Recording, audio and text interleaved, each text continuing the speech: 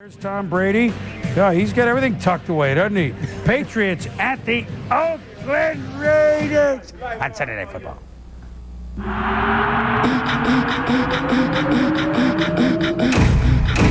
You remember the Snow Bowl, don't you? Let's go, Brady! Here he gets moving down on Brady. Caught the fumble. Snow Bowl, baby. Yeah, sure you want to talk to me? Won the game for the Raiders. Nobody wants to talk to the kicker. I could care less about what happened a year ago. The revenge thing, it doesn't matter. We're trying to win a game. Touchdown, Raiders! Man, this is huge.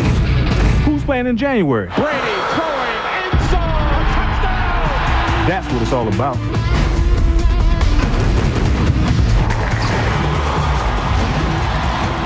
To the east of San Francisco Bay lies Oakland, California, and Network Associates Coliseum, the home of the Raider Nation. Tonight, the New England Patriots challenge the Oakland Raiders. Good evening, everybody. I'm Mike Patrick. It's great to have you with us. Less than a year ago, in a playoff snowstorm, the tuck rule changed the course of the season and the fate of two franchises. One team went home angry. The other went on to win the Super Bowl. Fast forward to this year, we have seen a pass-happy offense, a hot quarterback, and a four-game losing streak for both the Patriots and the Raiders. One other similarity, they are both 5-4 and both desperately need a win tonight. Sometimes a quarterback is asked to manage a game, sometimes not just to lose it.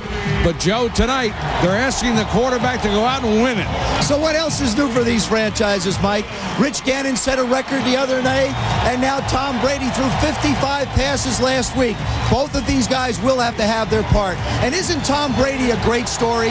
From fourth string 2 years ago to Super Bowl MVP. The biggest concern that he had is he didn't want to be a one-year wonder. Well, he certainly hasn't been.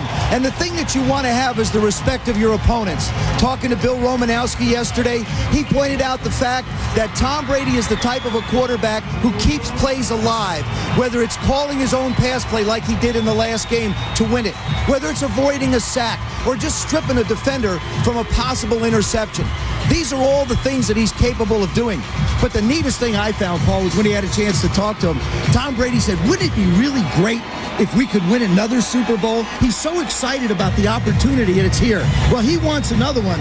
But in the case of Rich Gannon, he's still looking for that first one. Yeah, Joe, just think about Rich Gannon. In the last 3 years, he's been to the Pro Bowl. He's been the most valuable player twice. And make no mistake, folks, this Raider team is his football team. He is in total control of it. He showed us pinpoint passing on Monday night against the Denver Broncos. 34 out of 38 passes. I mean, that is something. He sets a record. When you look at these Oakland Raiders, you think, well, a year ago they weren't like this. No. They throw the ball 68% of the time. Rich Gannon's completed 70% of his passes. I'm going to tell you, Rich Gannon's 36 years old. He's in the best year of his life. And I'll tell you, he needs to play well if they want to win tonight. All right, thank you, Paul. Last year in the Snow Bowl, Charles Woodson made the play of his life, or at least he thought he had. Charles Woodson with Susie Colbert when we come back. Opinion of almost everybody in the world that the play was a fumble. It should have been called a fumble. That someone would reverse it without conclusive, indisputable visual evidence is just unbelievable. Al Davis, the owner of the Raiders. Welcome back to Oakland. We're getting ready for the Patriots and the Raiders, a rematch of the Snow Bowl. When Charles Woodson blitzed and knocked the ball away from Tom Brady, the Raiders thought they had it won. But instant replay and the now infamous tuck rule changed everything. Susie, for the Raiders, it is obviously still a bitter memory. Well, Mike, you're right. Bill Callahan made it absolutely clear this week that any talk of the tuck was going to be taboo. Charles Woodson still venting some of his frustrations, and he joins us here right now. Charles, I know this has been a tough week for you, just preparing for the Patriots. How much did it bring all that frustration flooding back? There's really no frustration on our part right now. This is a new season. It is not about revenge or anything like that. It's about us going out there and get our championship. They already have theirs, so we got to handle our business. You took Tom Brady a little by surprise in the pregame. What did you say to him? No, I just told him, I know he's happy. He got his little ring. He's happy, but we're going to play hard out there tonight. We're coming after him. I told him to have a good game. How did comments you made to a Boston writer this week get misconstrued into a guarantee? Well, you know what? Every game we come out here, I feel like our team is going to win. And this time I just happened to let it come out. So, I'm not worried about that. I know we're going to come out there and play hard, and that's all we can do. Because of injuries, we know you haven't really played up to your standard. This is a tough receiving core. How do you slow them down? It's very tough. I'm just trying to find my mojo, you know what I mean? But like I said, I'm going to go out there and leave everything out there on the field, and I look forward to having a good game tonight. Have a great night. Mike, I think we're finally ready to put the tuck behind us, considering that Woodson is the only starter from that playoff game who's starting for the Raiders tonight. Susie, you're absolutely right. MasterCard presents ESPN Skycam, innovative technology on ESPN, the worldwide leader in sports. Skycam provides some of the most unique, memorable images ever seen from angles that no other single camera in the world could achieve. We're excited to bring it to you every Sunday night. New England's Tom Brady's been on fire this year. He leads the NFL with 21 touchdown passes. And Rich Gannon leads the league in passing yards and completion percentage. It's a shootout after this. The forecast, no snow. But wouldn't a tuck play be interesting early? Sebastian Janikowski to kick it away to Kevin Falk and Deion Branch. Taken by one of the up men, a short pop-up kick. And they'll have it at the 42. New England is driven by their receivers. Certainly Tom Brady puts the ball in the air. Troy Brown has been the guy that keeps everything moving. He's their third down converter. Just has a TD, but 57 receptions. As far as Branch goes, Deion Branch is one of those guys. He's a speed merchant. He's a quick receiver, great addition and complement. They're all about the same side. And David Patton, he's really been their big play guy. He's the one that came up with the winning reception last week, and he has 4 on the year. Patriots come out with 3 wide receivers. Antoine Smith, the single setback. And Smith on the toss. Try and get to the outside. Has a little crease across the 45 to the 47. DeLawrence Grant on the tackle. I think one of the things about New England, Joe, is really and truly, when you look at their offense, you got a quarterback, but they've got to be able to run the ball with that guy. Antoine Smith has to touch it more. Well, the thing is he's run almost for 600 yards. I mean, subtly, he's having a pretty good year.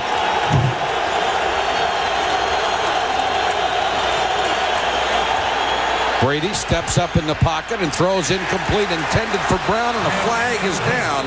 Terrence Shaw was with him defensively.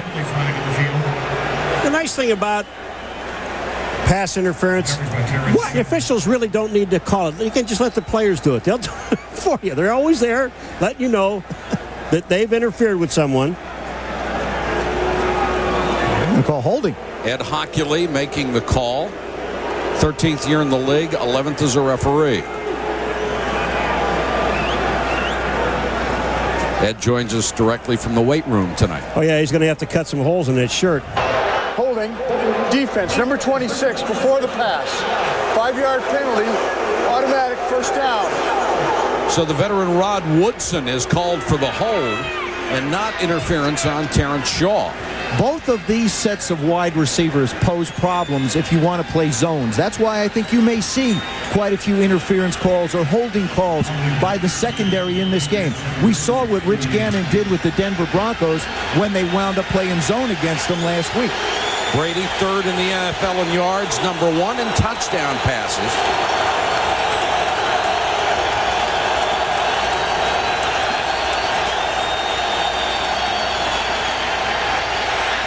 Brady short again, and this one is complete to the rookie Deion Branch out of Louisville. Charles Woodson made the stop. Defensively, everybody talks about, oh, this is like last year, this is like last year. No, Susie made a great point. The only starter on the field for the Raiders from last year is Charles Woodson. This is a rebuilt defense, and now they're finally starting to find themselves. The secondary is getting more comfortable with their communication. The defensive line's putting more pressure. 4-man rush. Brady again with time, throws underneath. and it's his tight end Christian Fourier. They really upgraded their tight end position, got rid of the 4 guys they had last year and signed 3 new, and it's really worked. Tom Brady is one of those guys that you think he's been around now for a long time, has terrific command of where everyone is on the field. And the big thing about him is he manages a game very well. Mike, you mentioned it. I think managing a game is as important to the quarterback position as any physical skills you possess. And managing it means, how much do I need for a first down? What's the score? What's our field position? What I've seen in this young man, Michael, is his patience. Now, a year ago when he first got in, he had some happy feet and he would throw the ball. But if you looked on that last play, that ball was not supposed to go to Fourier. It was supposed to go someplace else on the other side of the field. He waited, he was patient, got the ball back to this side. It will be 3rd and inches, and Troy Brown is the injured Patriot. Their leading receiver, tied for 7th in the NFL coming into the weekend. Troy Brown is number 80. Just take a look. Oh, he got hit right in the stomach.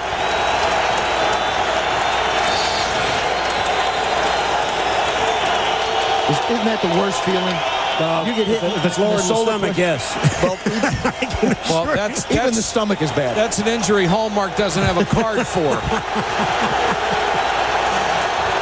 Empty backfield on 3rd and inches. Brady, the quarterback keeper, leans forward to get it and takes a shot as he does from middle linebacker Napoleon Harris. You know, the one thing that's interesting about Tom Brady is when he walked into the room yesterday is how tall he is. He's a big kid. He really is. When you see him around these offensive linemen that are 6'4", 6'5", 6'6", he really doesn't look that big. But when you stand up next to him, this is a big man. 6'4", 225. His success is amazing considering he was a 6th-round draft choice. Branch got away from Woodson for a couple more to the 31-yard line. You see how quickly Tom Brady gets the ball out, but in last week's game against the Bears, he throws what looks to be an interception and winds up stripping the ball away and creating the opportunity to be able to step up, called this play in the huddle, fired off to David Patton with a great tap in the end zone for the winning score. It's the little things he does that has helped this football team get where they are. 2nd and 4, an impressive drive so far. Antoine Smith got to the 30, then driven back. Solid tackle by Napoleon Harris. The one thing when we were talking about the Raiders being changing on defense and only one guy, Charles Woodson, where they have gotten their strength in, and especially against the running game, is up front. Sam Adams, number 95, and number 97, John Perella. These 2 guys control the middle of the field. Pretty tough to go inside with all that beef. Another 3rd and short. Brady to throw for it and throws a perfect strike. David Givens lost the ball and appeared to get it back. Only the 6th catch of the year for the rookie out of Notre Dame, and it's a first down. That ball shot back 12 yards. I'll tell you what. Matt Light is heads up, recovering it. Here's the move by Givens. Inside, hard on Woodson. Makes his play, tucks it, gets it put away. Woodson knocks it out. Branch is trying to get to it. He's got the ball put away. It'll be a reception. Good move by Charles Woodson. And Matt Light winds up being the guy that's going to get the ball. Now we have a Raider injury. We'll check on that when we come back. Quarter no score. Bill Belichick learned his craft as a defensive coordinator under Bill Parcells. This is his 2nd head coaching job. Cleveland before this. And he claimed the ultimate prize a year ago with a Super Bowl victory. Brady wants a screen. Smith. Well, what a job by Perella to get out there and mess up the timing, and then Smith fights back toward the line of scrimmage. Remember, we had a chance to talk to Bill Callahan yesterday, and he's the kind of coach that I think is perfect for this football team. He has a great temperament. He knows exactly what he wants to tell his guys. And as soon as the Denver game was over, he put down all talk about the snowball. He said, all we're going to do is focus on the forward. Very bright, very pleasant guy. Was John Gruden's offensive coordinator and the offensive line coach. Brady, little snap throw to Branch, and Branch can only get to the 25, maybe gains a half a yard. Nice tackle by Torrey James. Torrey James was the guy Perella was pursuing from the inside on the play before, and Torrey James was the guy that made the play. Here's Torrey James now on a pass play. He's back out. Watch this. Watch how quick he gets there. You get yourself ready in a football position. You're square to make the tackle, and you make it for a 1-yard gain. 3rd and 9 on the opening drive for New England.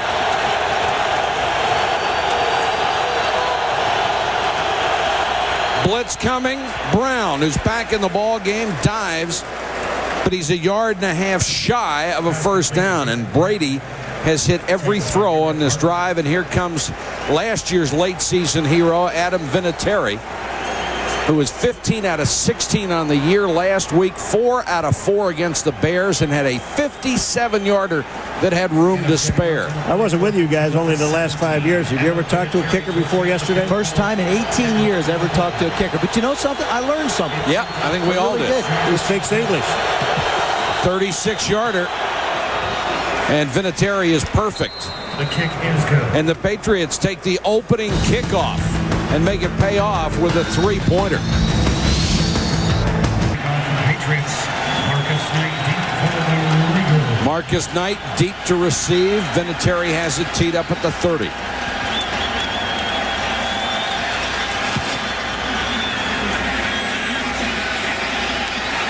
Knight at the 3. Across the 25 into a crowd and brought down at the 26. Gerard Cherry led the Surge on special teams, and we've got a marker down. Penalty flag in the field.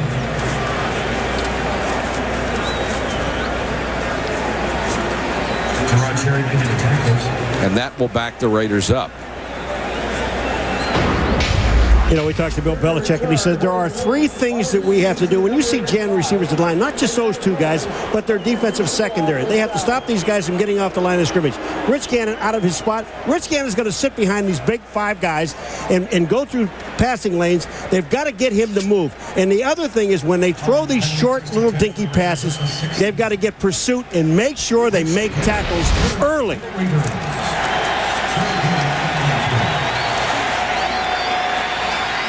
Gannon was only 34 out of 38 last week, 21 in a row, which set a single game record. And he starts 1 for 1. It's just so impressive to sit back and watch Rich Gannon run this offense. He is totally aware of where everybody is. He can start and look completely from the right sideline, work his way all the way back to the left, and never really lose the rhythm of this offense. You see both teams now starting in a no huddle. They want to dictate tempo to these defenses. Roland Williams, the tight end, gets the first catch, and Gannon can spread it around. He's got an awful lot of weapons. Fires over the middle, Jerry Rice. At 40, the oldest receiver in the history of the NFL, and he's on a pace to get 1,000 yards again. You know, they whacked him at the end of this play, and he just got up and said, bring it on. Bring it on. I mean, this guy is one of the tough guys, and he gets better as the game goes on. This is what happens if you try and play zone. You've got a very accurate passer and a very wily receiver. Look at the Patriots. 4 of them all the way around Jerry Rice. Rich Gannon puts it right inside. Jerry Rice makes his 61st catch of the year. Tied for 4th in the NFL coming in. He's having a brilliant year. And this time Gannon throws incomplete, nobody there. I want to give you an indication. Last Monday night against the Denver Broncos, this is his pass chart. And what's impressive is look at the completions behind the line of scrimmage. 5 for 6 to the left, 2 for 2. Then between 15 yards, he has all those completions and was perfect over 15 yards. You know, his the interesting ability, thing, Joe, what's is that? out of those 4 was a bad. One was a bad pass. 2 of them were dropped, and one should have been a completion exactly. on the sideline. And the one on the sideline, if they had challenged it or it had been called complete, he would have had 30 in a row instead of 21. Gannon with all day to throw. Sidearms this one incomplete. Intended for Tim Brown, and he ended up being sandwiched between Vrabel and Ted Johnson. You know, this whole thing starts honest to God, folks, with the offensive line, you got 5 guys up there that weigh up to 2,000 pounds. And I'm telling you, he's got all day to throw. But on the defensive side for the Patriots, you have tweeners. You have guys that were defensive linemen that now play linebacker that know exactly where they want to set themselves to give the defensive secondary a chance to cover the wide receivers. This is the defense that's number 27 in the league against the run. And the Raiders come out chucking it. Here comes the blitz. They pick it up. Ritchie out of the backfield trying to get to the sticks. And a solid stop by Ty Law, and then he got some help. And the Raiders will have to kick it away. Solid stop, huh? Well, he hit him. Yeah, he did. Ritchie hit Ty Law, and Ty Law got up and looked the other way. Getting 7 yards to the front, 4th and 3 at the 45. Shane Leckler, one of the best kickers around. Games that have teams that are this close, you always sort of look at special teams and say, can that really be the difference in a game? Beautiful punt. Troy Brown signals fair catch. Makes it at the 14-yard line. 41-yard kick, no return. The Patriots, who got a field goal out of their first possession, will have it for the second time when we come back. Patriots first quarter from Oakland. And they are looking for revenge tonight. Brady perfect on the first drive. 7 out of 7 hit 5 different guys for 27 yards to set up the field goal from Adam Vinatieri. This time they start inside their own 15-yard line. Raiders come on a blitz. Brady unloads. Brown came out of the backfield, gets to the 26-yard line. Rod Woodson made the tackle, he of the 98-yard return a week ago. This is what makes this offense so effective. Tom Brady's receivers are all small by size standards, but they're all quick and able to work in different spots. They make real quick moves. Boy, Eric Barton really got Brady up around the chops on that blitz.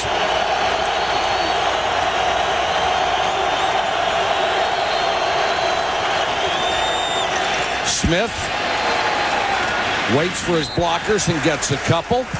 Susie, this is a homecoming for Tom Brady, isn't it? Sure is. He grew up in the Bay Area, played his high school football and baseball nearby Sarah High, also the home of Barry Bonds.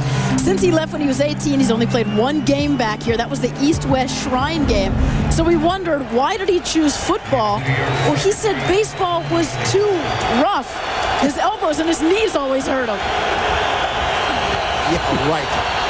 He might want to rethink it after that last hit up around the neck. Well, there's the thing I was talking about earlier. Is the fact number 95, Sam Adams, in the middle of that football field. Not only is he big, but he is also very agile. And you just do not want to run up there. Look at 95. Watch this move. Back inside, he makes the play. And if I'm the Raiders on this play, I've got to be concerned with Fourier or Brown in the middle of the football field. 3rd and 8, 3-man rush. Brady goes deep and had Branch open and missed him down the middle. Oh, this ball is a duck coming out of his hands right away. They run play action pass. This thing flutters the second it leaves his hand. Watch this. As that ball is gone. It's just sailing and flying. That isn't even close to Branch. That's a little adrenaline right there. I've been there. You get people wide open like that, you get pumped just a little. And because Philip Buchanan, who was one of the top 10 punt returners in the league, is hurt, Tim Brown is back to return punts now. Rod Woodson says he's next on the list. Brown with a late fair catch and makes it at the 24. A 47-yard punt from Ken Walter. Rich Gannon, who was so sharp last week against Denver, looking at a 3-0 deficit. Golden opportunity to extend their lead. Branch wide open. Brady couldn't hit him. And now the Raiders take over near their own 25-yard line. I think they've got to try and run the football a little bit against this Patriot defense. It's a run defense that really hasn't stopped anybody this year. Number 27 in the league, giving up over 131 yards a game. That's going to be on Roland Williams, their tight end. Full start, offense, number 86. 5-yard penalty, it's still first down. You know, it's amazing, Michael, as we talk so many times about to people about the Raider team, and everybody brings up Charlie Garner. You say, what a great back he is. Complete. He can catch the ball. He can run with the ball. He can block. And this guy has got to touch the ball. He will, both in the passing game and running game. 1st and 15. There's Garner. And Ty Law forces him out of bounds. They got the 5 yards back from the penalty. First out of bounds by Ty Law. I thought Charlie Garner got the ultimate compliment from Bill Belichick yesterday when we had a chance to sit and visit. He talked about him like they talk about Marshall Faulk, his ability to catch the football. He's as good as receivers. To me, that's the ultimate compliment about a running back. Empty backfield this time as they try to spread the field with 5 wide.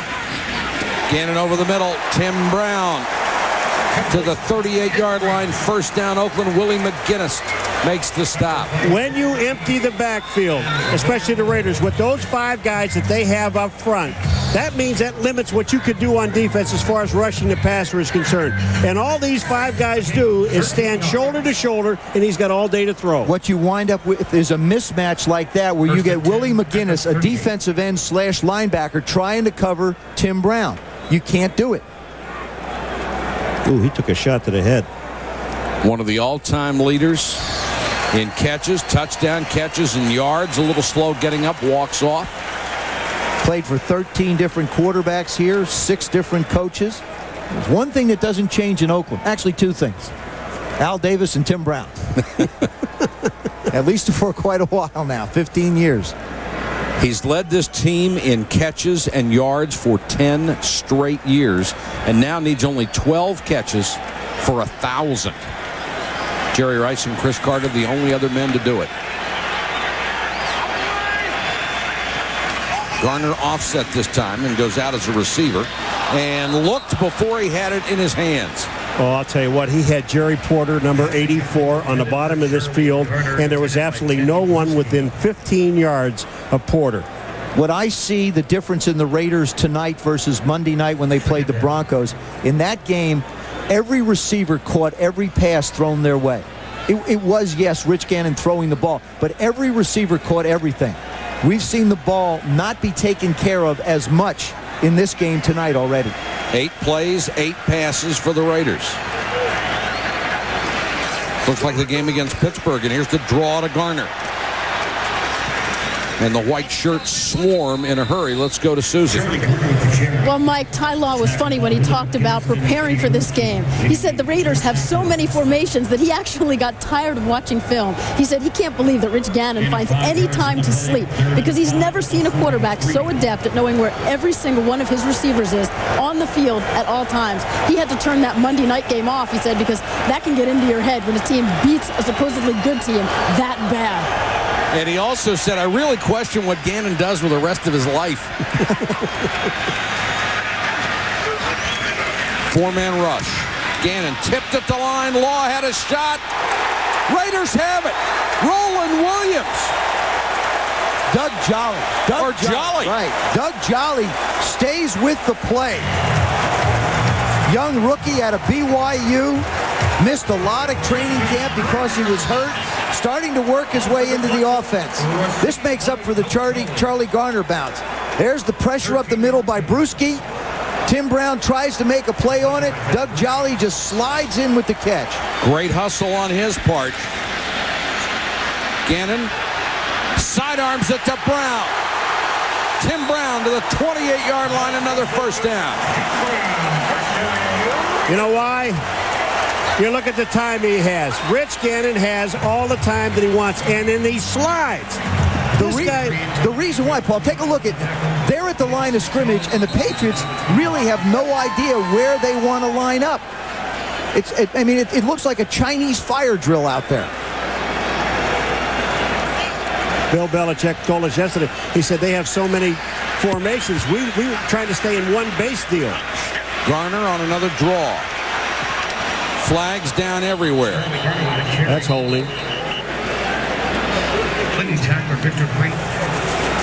This will slow it down. Bill Callahan with that wry smile. Rich Gannon always looks like he's mad. Bill Callahan always looks like, what's going on? There were 2 fouls by the offense on the play, both holding. Number 88, that's declined. Number 73 is accepted, 10 yards from the previous spot, repeat first down. Now, Frank Middleton's got to be asking, why do you accept a penalty on me and not Doug Jolly? Well, why do I get credit? They only get one, and you're the bigger guy. Jolly's a rookie. They don't want to tarnish his record at this early stage of his career. Middleton, a very athletic guard. You know, the one thing that they talk about, Bill Romanowski said, what I love about our offensive line, they're mean. They are really nasty. They want to hurt you. Raiders lines on both sides of the ball always have been. Patriots show blitz and back out of it. Gannon into the flat. Brown tried to get down to the top of the grass and pull it in, couldn't do it. You know, the nice part about this pass play is you look at it, they just got penalized 10 yards. All Rich Gannon wanted to do was pick up 10. Get it to 2nd and 12, 2nd and 10. Now I can make the 3rd one, pick up 6 more yards, and you're into a convertible 3rd down and 5, 3rd down and 4. It's the way the offense is designed that allows Rich to be able to do this. Some offenses aren't capable of doing it. We saw a couple of them today. 2nd and 20 for Rich Gannon.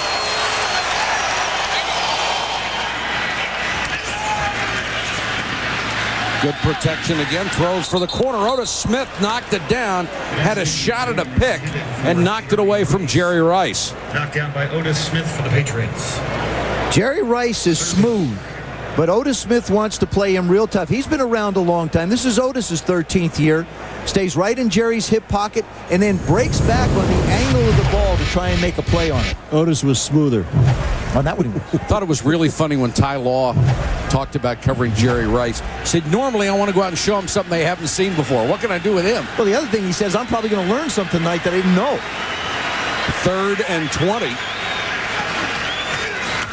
Little shovel pass to Wheatley, a lot of room to run. And Wheatley bulls his way down to the 21. Boy, I'll tell you, was this you talk about perfect calls in a game and when to call them. This is a great call. Everybody's expecting all these great receivers downfield. They're going to kick a field goal here. But look at this little shovel pass to Tyrone Wheatley. Nobody's really paying attention to him until he's about 15 yards down the field. Mark Trestman, the offensive coordinator, who really took over the play calling for John Gruden, comes up with a real peach on that one. And then Tabucky Jones finds himself standing on the tracks when the train's coming. Janikowski, who has changed his kicking style, will try one from 39. And is perfect. One step works, huh, Paul? Oh, one step at a time. 51 seconds remaining in the first. We're tied at 3 in Oakland.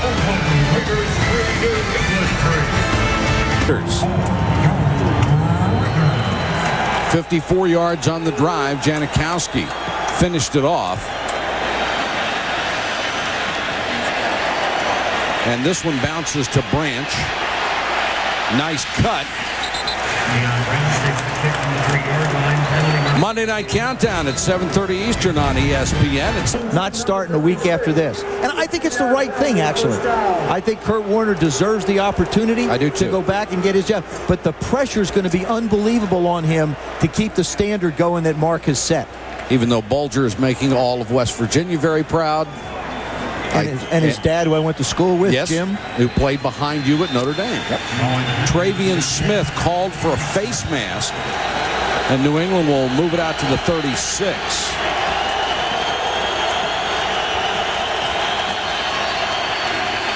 Brady under pressure. Down he goes. Travian Smith with the sack. He makes up for the penalty. Travian Smith doesn't stop. You talk about continuous to the quarterback, and that's what Travian Smith did. He just doesn't slow down. Number 56 is going to come from the left of your screen. Watch this. They try to block him with Falk. He doesn't get him. Smith never stops. Kevin Falk actually does a really lousy job. Ole. Yeah, that's about it, of getting in his way. Ole. Travian Smith is one of those guys who's tremendously athletic. If he can just freelance, he'll make a lot of tackles. Brady wants a screen. The Raiders diagnose it, and he throws it away. They were looking for Falk. The screen has been very, very good for this club lately, but the Raiders obviously worked on this hard. That's that new rule that they put in, which I think is a great rule for the quarterback. And instead of getting him killed, he's allowed to throw the ball at the feet of the receiver and throw the ball away. The defense has already gotten credit for not allowing the screen. Why should you penalize the offense for letting the defense do a good job? You're right, Paul. Oh, the 3 flags just went up together. Somebody said something nasty in the middle of that deal. And that was New England that said it. Because all 3 flags went up at the same time. I believe it'll be an illegal substitution.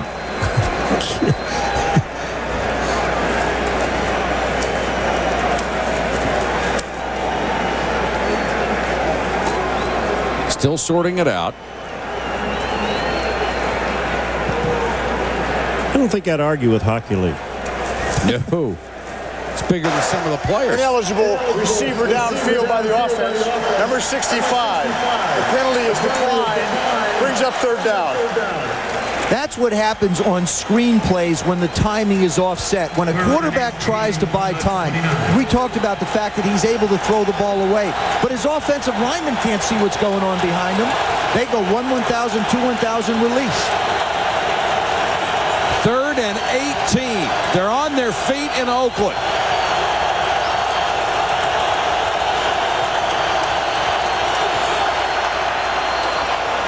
Brady Brown can't get there. Patton, check it. I tell you what. That's 2. That's 2 touchdowns. I know if he hits Patton in stride, Torrey James has no chance of catching him. Good protection. They max protect. Give Tom Brady a chance to cut it loose. He lets it fly. That's Patton up top. Torrey James is just playing him outside. This is a foot race that he in his wildest dreams couldn't win. That's 2 plays like that where we haven't seen a safety at all. Well, 2 big opportunities the New England Patriots have not taken advantage of. Tim Brown is back waiting the kick of Ken Walter. Short. Low line drive. On the hop at the 30. And Brown will get out of bounds near the 38. 6-yard return after a 41-yard kick. That's the end of the first quarter. Patriots and Raiders knotted at 3. We have played 15 full minutes of football, and we have 5 rushing plays in this game. The Raiders they're not going to rush the ball. They're going to throw it. But I love what New England's defense is doing. They're playing very, very well. Both defenses are playing close. They've both made up their mind. They're not going to play zones at all. They're going to be aggressive with the receivers within 5 to 8 yards. And if you do get your chances, like New England has had both of them, you have to be able to capitalize, because you're not going to make a living throwing short passes tonight. Branch and Patton had what looked to be touchdowns, but Brady couldn't connect with them. Garner, who hits the hole so fast up to the 40, and takes a couple of extra shots there.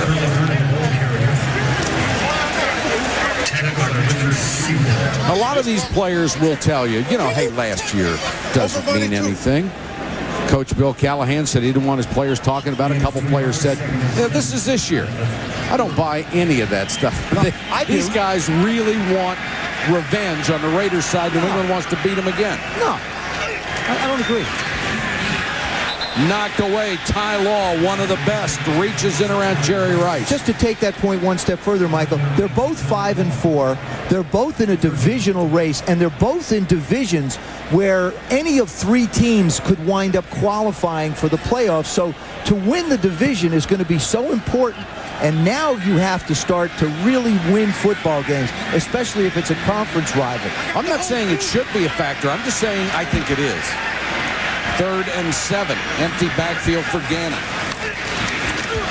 3-man rush. All day to throw. Now he takes off. Gannon slides in at the 50. First down, Raiders. When they enter the backfield, you spread out the defense. They can only send so many guys. And when you look at this offensive line, watch these guys get together. Gannon's looking. Looking up the middle. All the linebackers and the safeties have dropped off, which gives Gannon that much running room to pick up the first down. And this guy's going to get it. And it was slide or be dehorned by Roman Pfeiffer.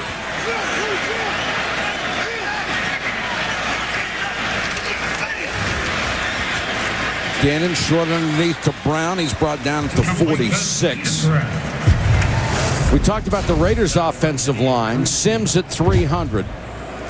Mo Collins at 325. Barrett Robbins, a very big center, at 320. Middleton, 330, the right guard. And Kennedy at 335. And, Paul, you said it earlier, when they go shoulder to shoulder, they just block out the sunlight. And none of those weights are right. I don't think they are. There isn't one weight up there that's what's neat is you sort of start low. from the left and go right and it gets bigger and bigger to the right. And they'll leave. The field's tilted that way.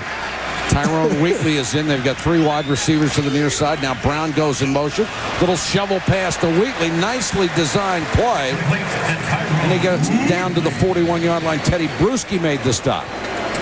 2 in a row to Wheatley. Shovel passes to him. You see the yards rushing. Neither team has much at all.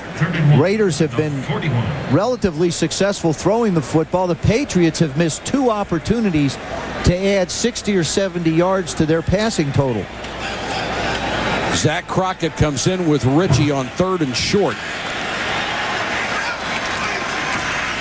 Nice play fake by Gannon. Jolly. The tight end of the 12-yard line, first down. Victor Green had to make the stop. When you have this much time to throw the ball, Rich Gannon does. But I'll tell you what. Here comes Jerry Porter. Look, he's lined up near the line of scrimmage. Now watch, Ty Law is with him. So see him? They go to him, and he underneath comes Jolly, number 88, and he is wide open for the catch. That's nice. Garner is back in. And Raiders moving everywhere. Barry Sims, the left tackle, got a couple of steps start to the outside.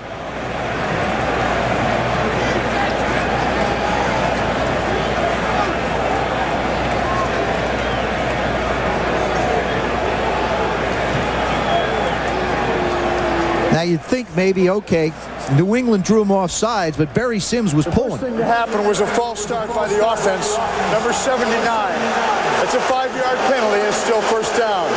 That's all that needed to happen was the first thing. The first thing happened. All right, what's the second? What was the second? Come on. It doesn't matter. What's that all about? That's pretty good, Ed. So now it's 1st and 15 as that penalty went against Mo Collins.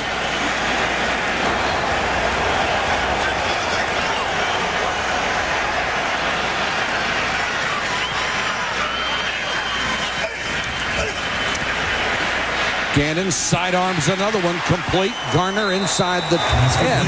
Let's go to Susie. Mike, the red zone has been a sore spot for this Patriots defense this season. Last year, 3rd best in the NFL, allowed teams to score touchdowns just 39% of the time. This year, they've already allowed 21 touchdowns 70% of the time, 3rd worst in the league, something that absolutely has to be improved. Well, they can't mount a pass rush. Susie brings up a great point. Their problems really amount to the fact that they're so light up front, they really can't get a lot of pressure on a quarterback, and he's given a chance to make plays. 2nd and 7. Blitz comes right up the middle, and Gannon goes down. Taken down by Richard Seymour, his 4th sack of the year. Well, you know, this is the first time that I've seen these guys get close. Now, watch what happens. They just make a move inside. Bruschi comes up, number 54, to tie up someone, and then they come up in the middle with Seymour, number 93, that makes the play. It's rare to see. It really is rare to see defenses get to Gannon up the middle. What you do is you try and get the center and the guard to take somebody and then blow a linebacker up who comes late. I think that's the only way, Paul, but you're right. He stands in the middle so often free. 3rd and 15. Gannon with time. Garner on the screen. Garner inside the 5, pushed out of bounds, very close to the sticks. Let's see where they mark it at the 2. Lawyer Malloy saved the touchdown. Well, Teddy Bruschi has this, but Barrett Robbins, the center, gets out and pushes him. Watch out here. Here comes the play. Teddy Bruschi is going to be right there. Garner gets him a stiff arm in the head. Whoa, no, that's not a touchdown. Following the gain of 14 yards. Raiders take a timeout. 10 minutes to go in the half. Back after this. Was ruled out of bounds. They need to get to the 1 for a first down. The ball was spotted at the 2. I think they will change the spot. I think Charlie Garner crosses where the marker is.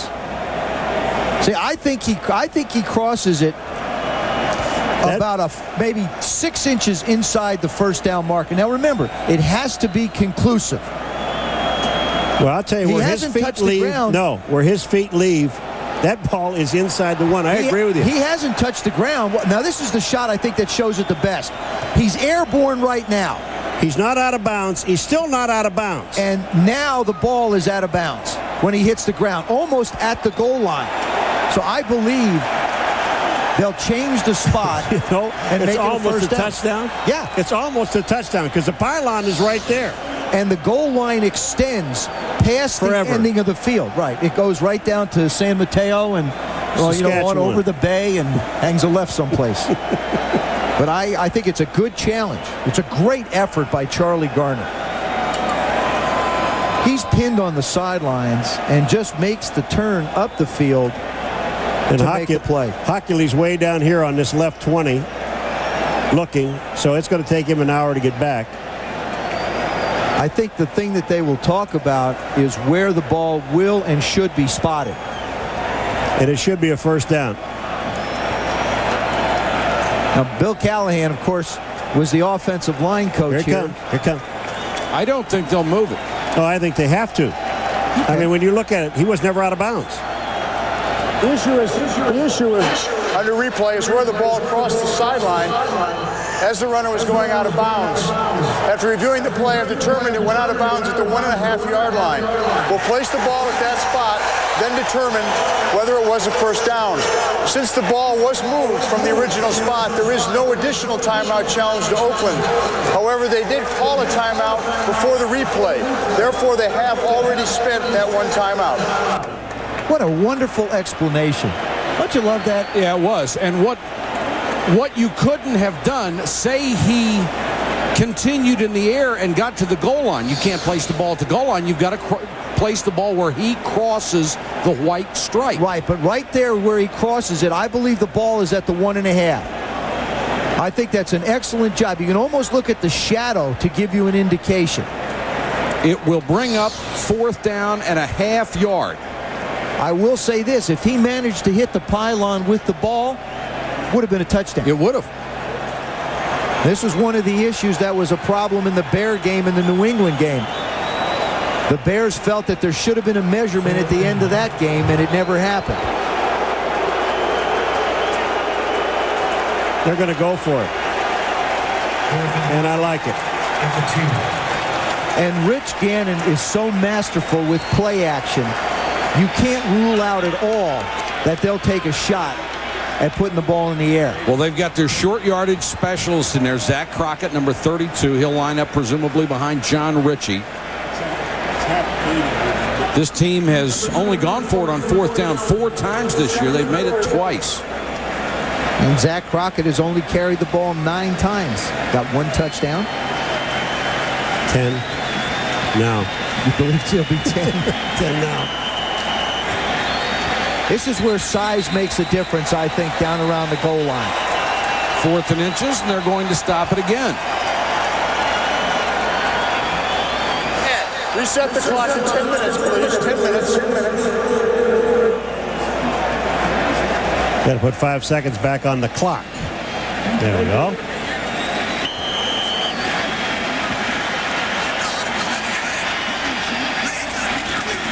Crockett, touchdown. 10 times. Size makes a difference. A gaping hole through the center of the line, and Zach Crockett walked it. I'll tell you what happens down here.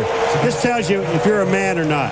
When you line up on that goal line and you know you've got to push somebody about a half a yard, and they met the challenge. Janikowski for the point after.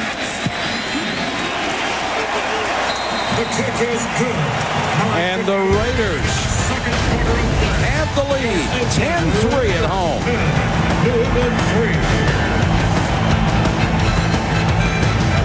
Raiders on top 10-3, second quarter from Oakland. Rich Gannon, terrific on the drive, 5 out of 6, 61 yards. Also ran for 10 yards on a 3rd and 7, and got a big break when Jolly caught a tip ball for 30 yards.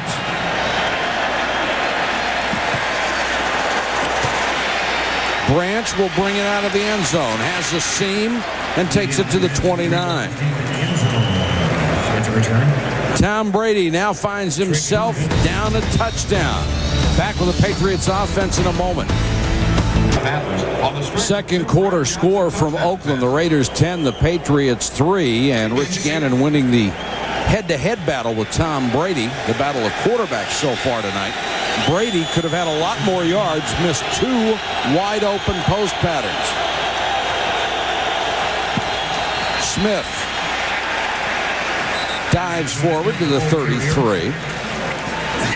Bill Belichick really talked about Tom Brady. He said he's very consistent. Things don't bother him. He doesn't get plays out of whack. He manages the game very well, as I talked about before. When you talk about consistency, when he comes out of the huddle, he doesn't miss calls, and he's been very proficient at running the 2-minute drill. He's won 9 ball games late in the game with his ability to do that.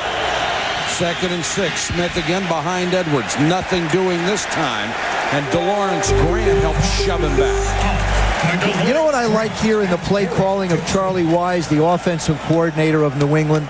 If you come out and continue to try and match Gannon throw for throw, I don't think that's what the Patriots do. They basically let the game dictate how and when they throw the football.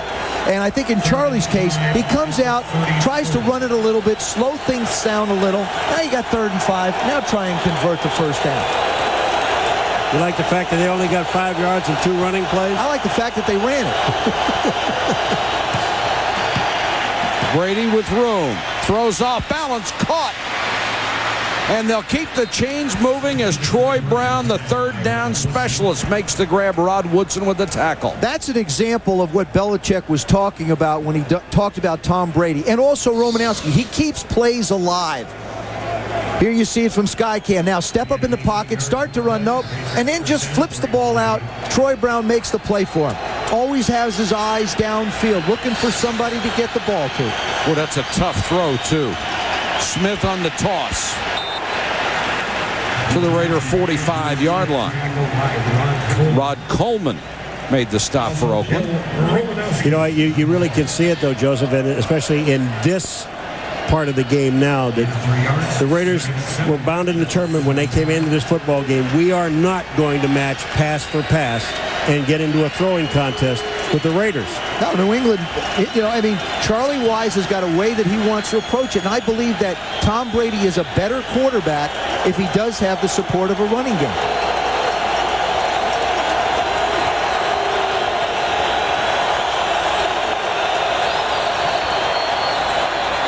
And they'll whistle this play dead.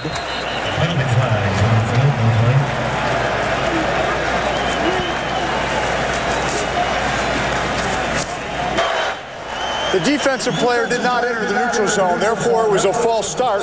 Offense, number 64. 5-yard penalty, still 2nd down. Greg Robinson Randall, the right tackle, moved early, so it's 2nd and 12 instead of 2nd and 7. I'll tell you a funny thing just now that happened. I know they blew the whistle and kind of stopped. But Torrey James looked over to the sideline because nobody had David Patton.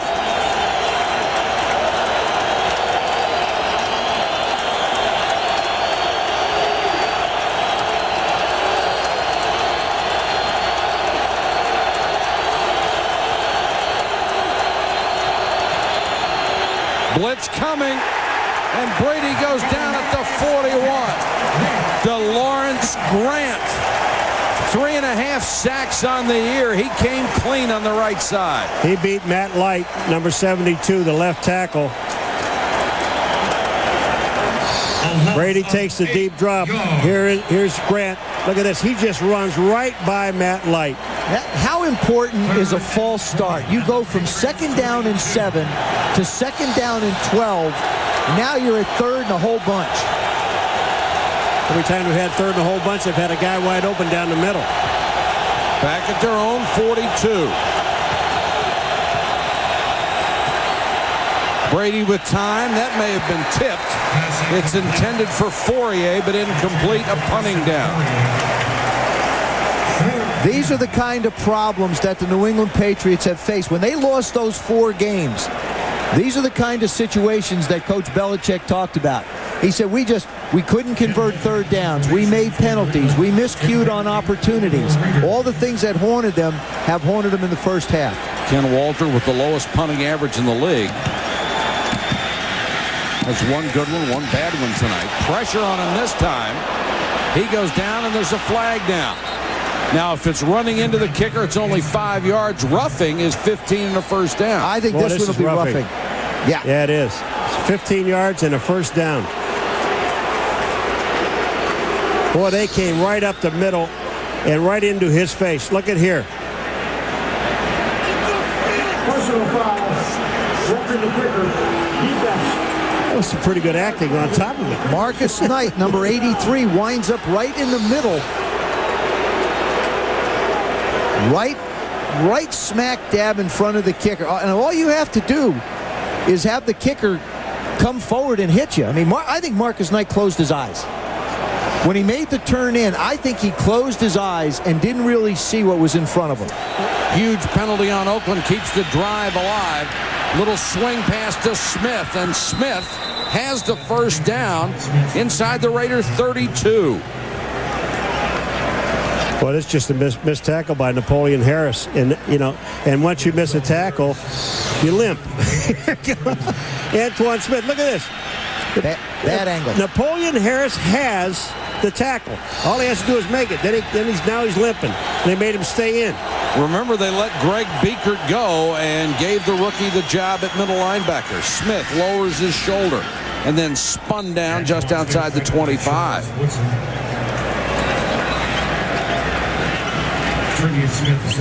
Antoine Smith in his 6th year out of Houston.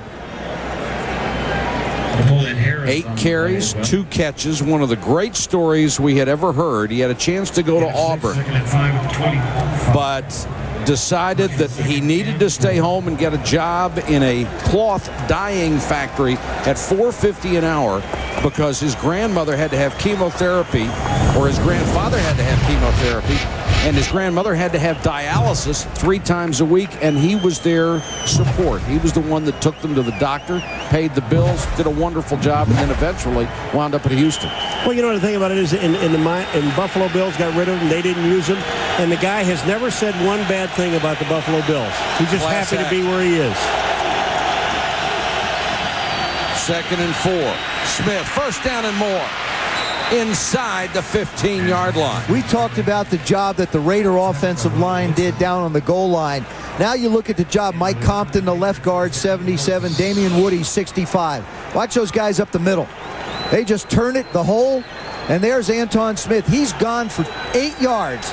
Mark Edwards coming through the fullback before he gets touched. 11 carries, now 35 yards for Smith. And he'll get it again. Caught from behind and brought down by Chris Cooper. The one thing about New England that you got to really like, if something's working, they don't go someplace else. You know, they don't look at the board and say, you know what, we have some other plays over here that we worked on last week. Let's try some of these. If it's working, here they come. And you better stop it. Starting to balance up the offense a little bit, courtesy of this drive.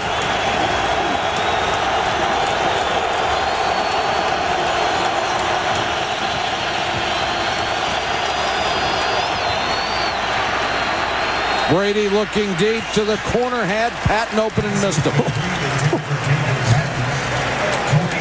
This area of the football field is where the New England Patriots, I think, have improved more than before. What they've been able to do is get Patton running across the field. You get him moving horizontally. Now he works back away from Torrey James. But the other area that's improved here is their tight ends. Their tight ends had very little production last year. Now they've had a lot more production and 6 touchdowns. come out of the position. Brady has hit only 2 of his last 7.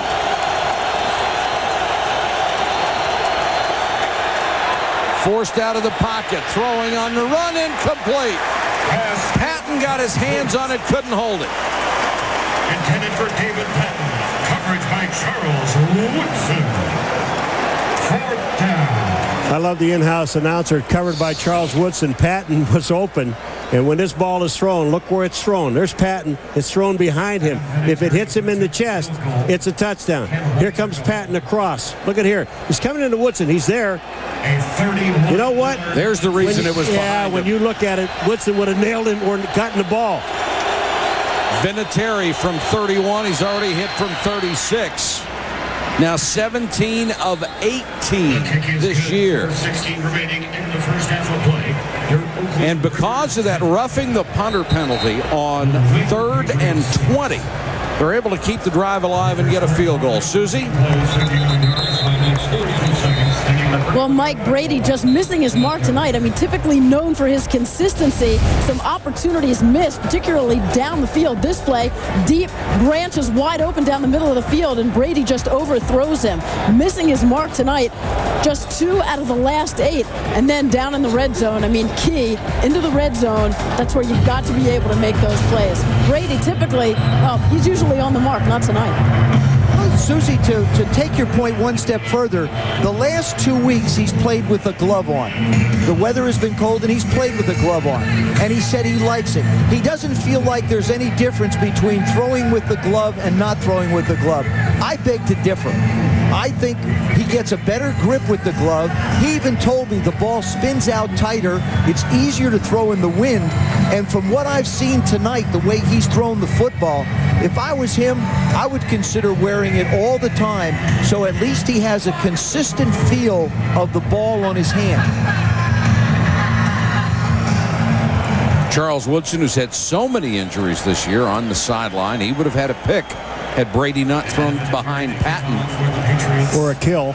Yes, one or the other. Pick or a kill. Pick or a kill. Marcus Knight, deep for the Raiders. Short kick taken at the 9. Knight picks his way out to about the 30 and fights forward to the 31. Next Sunday night at 7:30. Marvin Harrison just continues to light it up. Had like 1,000 catches for 1,500 yards in this game. And our best goes out to Tommy Maddox, who suffered a frightening-looking injury today. We hope he'll be just fine. And Donovan McNabb, who cracked a bone in his ankle. He's out 6 to 8 weeks. Flags are down. Garner gets a couple.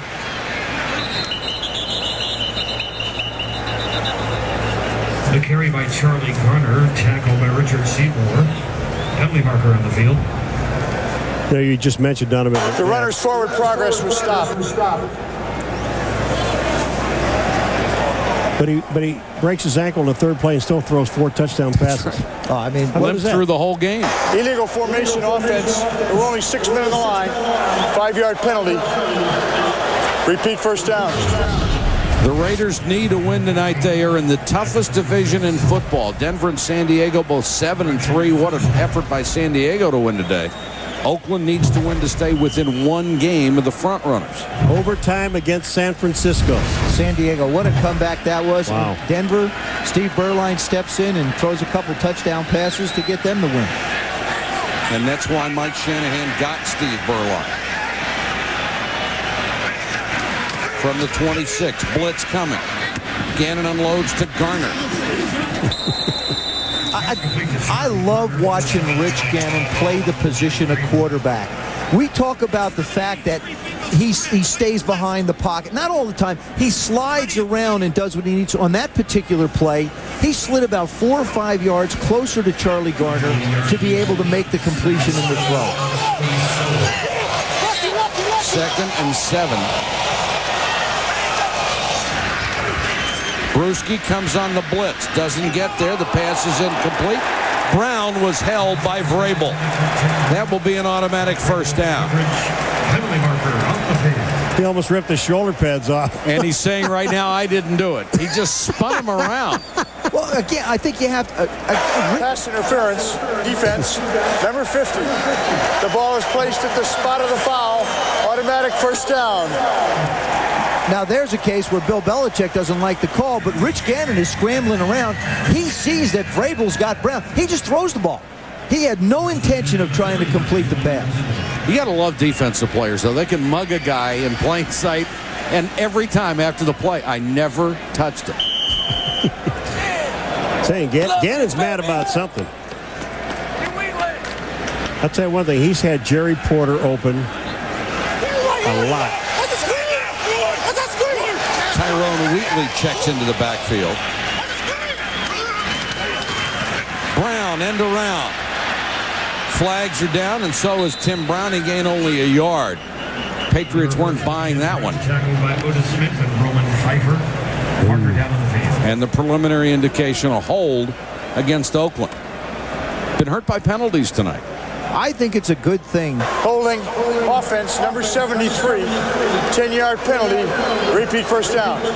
Coaches are able to communicate with their quarterbacks. I think it's a real good thing that quarterbacks aren't able to communicate back with the coaches, because Rich Gannon was really upset with the substitution. They had Garner going out, Wheatley in, then Wheatley out, Garner in.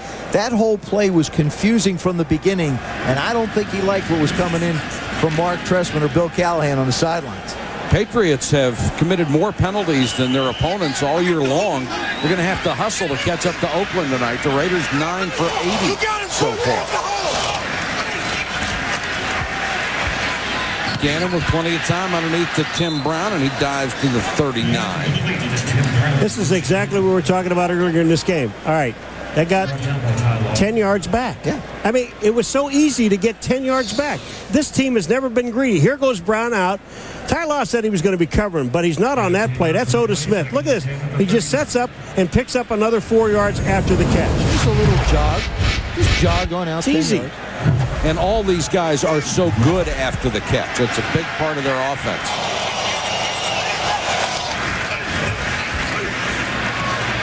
Gannon over the middle. Jerry Rice.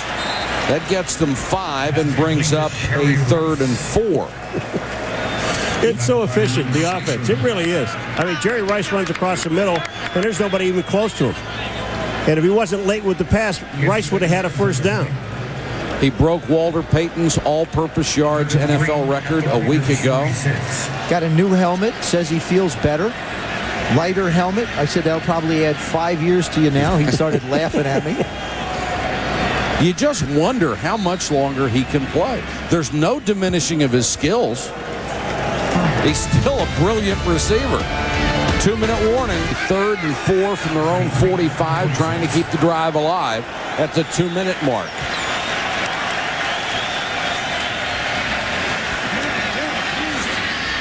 Gannon throws, and Rice can't hold it at the sideline. Otis Smith on the coverage. Coverage by Otis Smith. And Rich Gannon leaves the field very steamed, 16 out of 23. See, Rich knows where everybody is supposed to be, and every person is supposed to be at a certain depth and place, and he knows it.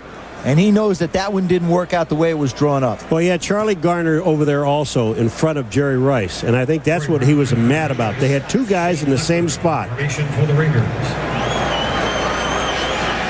Troy Brown waits at his 10 for Leckler's punt.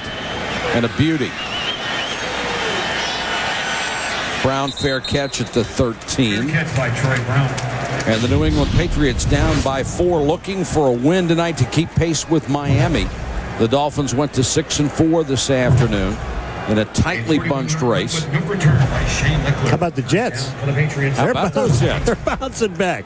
They won again today. 3 weeks ago, you thought they were gone and dead.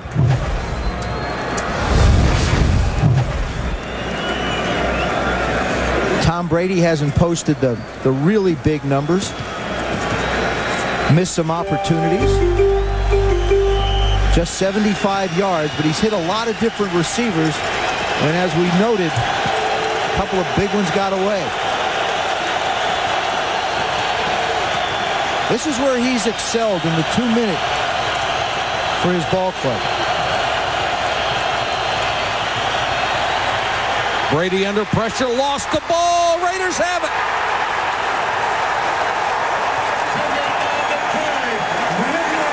Chris Cooper knocked it loose. Boy, Chris Cooper gets through the line of scrimmage, and then he just reaches back and grabs the ball. And we're talking, remember the old tuck rule? Well, watch this one right here. The arm you're going to see, that's Cooper. That's not a tuck rule. He started to run with the football. And Chris Cooper just goes in and knocks the ball away. And Trace Armstrong. Yes, sir, Joe. There he is. Trace coming from the outside. Trace Armstrong has been forced into a starting role when Tony Bryant got hurt last week, and he may be gone for about 4 weeks. And Trace got his 100th sack last week. Now he gets a fumble recovery. Huge turnover, 1st and goal, Raiders. Garner on the toss. Cuts it back near the 5. Charlie Garner with the carry. If I'm the Raiders in this situation, I'm going to try and run the football, because if I drop back and throw a pass, then all of a sudden you're going to leave a lot of time on the clock. New England has a lot of timeouts. If you run the football down, you're not only trying to score here, but you're also trying to take the clock away from the New England Patriots. Throw the ball. I want to throw the ball. This is what they do better than anybody. Yeah, but they ran it down here, remember? Number 10? Yeah, that's right. I forgot about that. Throw the ball, though. 2nd and goal, Gannon. Pump fake. Throws it to the 1. Brown, what a catch, and they say he's out of bounds. What a catch. And there's a flag on this play. Did you see Tim Brown? Flag in the end zone. Holding New England. 2. 5-yard penalty, automatic, 1st down. Terrell Buckley. Oh, take a look at this catch again. Boom. Oh. I mean, just snatches it off the top of the grass. You know what? You know what they call it? See, he doesn't have control of the ball when he comes out of bounds, and that's what they call it. Was that a great catch or not? Unbelievable. But the penalty will be an automatic 1st down, so it's 1st and goal again. How good are those hands? They've been that good for a long time. Yes, sir. Go Irish.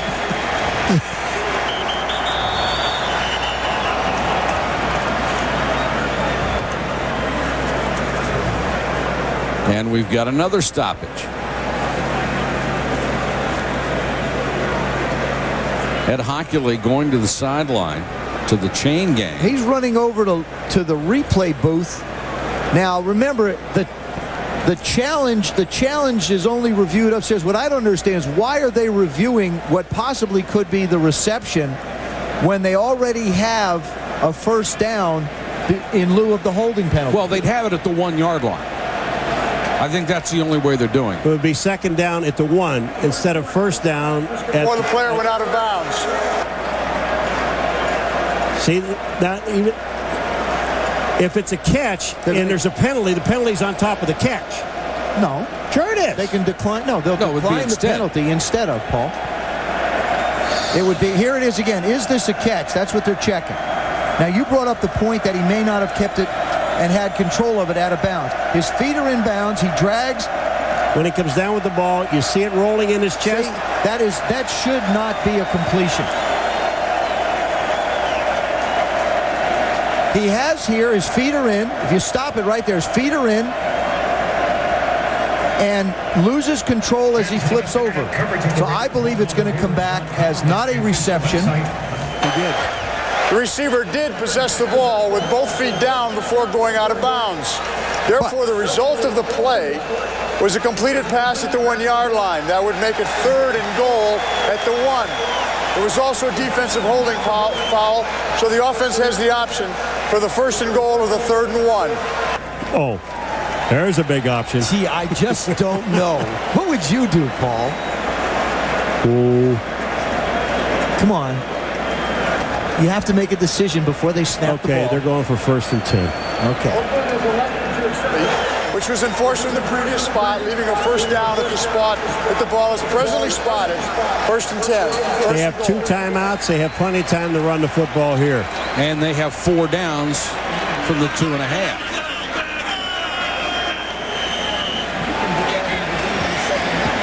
Zach Crockett. He's behind Ritchie. Last time they went right up the middle. Now Gannon on the roll. Gannon hit the pylon with a ball, touchdown.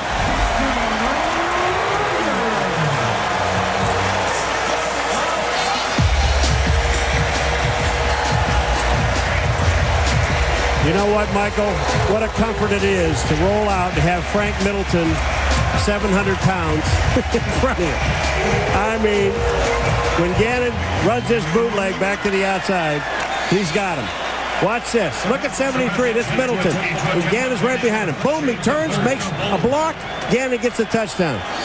That's a comfort zone. What set it up was last time they were down here, they went straight up the middle with Crockett, so he makes the play fake on the same look and then rolls out. Janikowski converts, and it's 17-6. The Raiders come up with a big touchdown, but New England has really hurt themselves in the first half. Tom Brady has opportunities to make plays early in this game. There's one down the middle to Deion Branch, just miserably overthrown. There's the next one again. Tom Brady has Patton, can't get it to him, and then wind up throwing it behind him a little bit, and now the big turnover before the end of the half off his foot. Cooper forces it. Armstrong makes the play. Brady only 75 yards passing first half, and his team now down by 11. He has been sacked 3 times by the Raiders' pressure. Now that's what Bill Belichick said that they wanted to do to Rich Gannon, to get him out of his mode and get him moving. But what's happened, it's happened to Brady. And Chuck Bresnahan, the defensive coordinator of the Raiders, told me on Friday that they were going to continue to try and put pressure on Brady. They're not going to back off those receivers and let him feel comfortable in the pocket. They've been doing it without blitzing. Their defensive linemen have been able to get and make plays. Chris Cooper was the guy who got the last one and forced the fumble. 52 seconds to go in the half. Janikowski, low line drive kick, taken on the bounce by Branch. Trying to get to the far side and brought down at the 21. Marcus Williams on the tackle. Brady has lost a fumble. Big turnover that led to the touchdown. He's been hurried 3 times, hit twice, knocked down once, and sacked 3. First and 10 at the 21. Things continue like this for him in the Bay Area, he's not going to want to come home and play.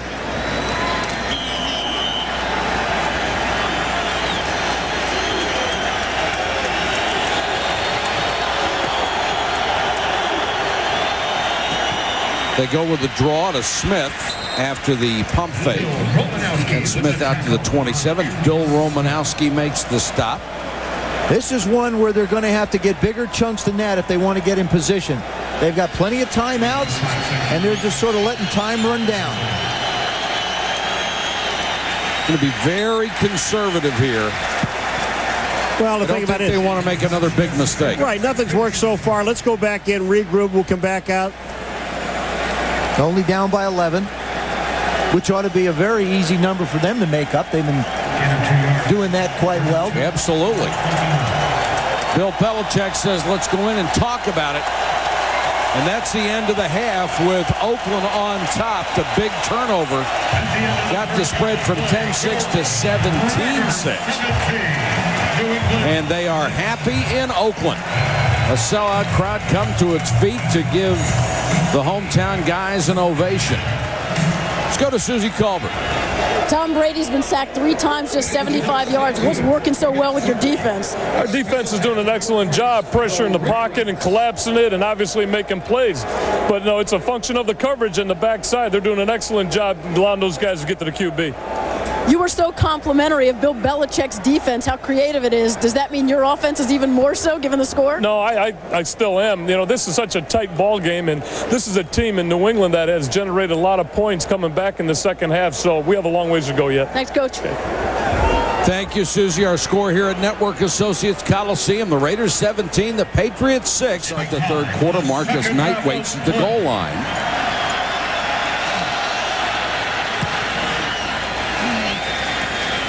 Another short kick, and Knight is up to the 8. Marcus Knight with a seam across the 40 to the 43. There is a flag down, however, back at the 22-yard line. And it will be a hold against the Raiders. During the return, holding by the receiving team, number 28. 10-yard penalty. Oakland keeps the ball, first down. Check in with Susie. Well, Mike, at the top of the broadcast, you and the guys went through what Bill Belichick wanted to do to be able to stop this Raiders offense tonight. So I asked for his assessment at the half. So he said in terms of being physical with the receivers, well, he said before they gave up that touchdown just before the half, they were doing a pretty good job. In terms of getting Gannon off his spot, he said, well, it was 10-6 before they allowed that touchdown right before the half. As for good tackling, preventing those yaks, he said, look, we could just always be better. They're a very good offense, but he thinks they've still got it under control. All right, thanks, Susie. The holding call puts them back to the 15-yard line. Empty backfield for Gannon. 3-man rush.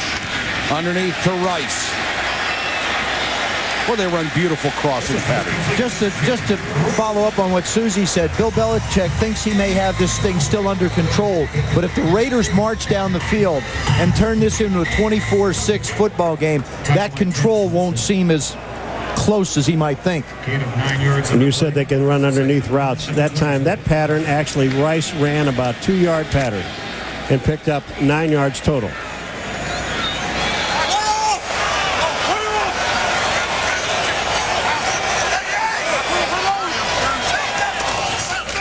Garner dives for what should be a first down out at the 26-yard line.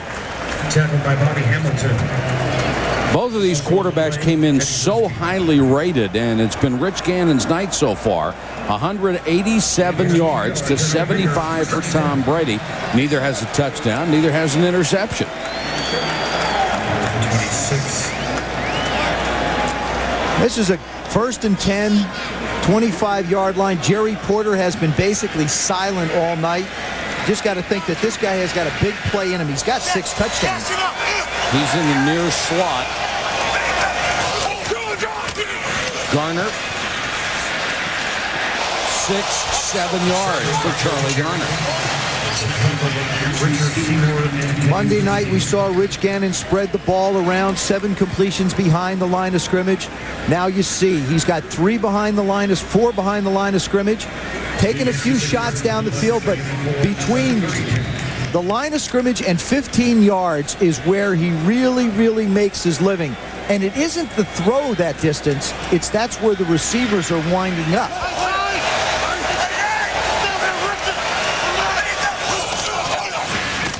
Wheatley runs into a lot of bodies and forces his way forward for what may be another first down. When you talk to Bill Callahan about the 0-4 section that they had after the great start, Tyrone Wheatley was a guy that missed a couple of those ball games. He is a nice change of pace for Charlie Garner. He's healthy now. He was hurt, unable to play, starting to get back into the rotation, does a good job of pass blocking, is a good receiver, not as explosive as Garner, but a good change of pace for that offense. Consecutive first downs for the Raiders. They moved it from their 15 to the 36. Gannon changing the play. The Patriots changed their defense. Gannon all day to throw. Out in the flat, and Garner out of bounds to the 41. Well, Michael, you want to know why he has all day to throw the ball? Watch these studs up front. Sims, Collins, Robbins, Middleton, and Kennedy. Watch this. Now watch the throwing lanes that they give him.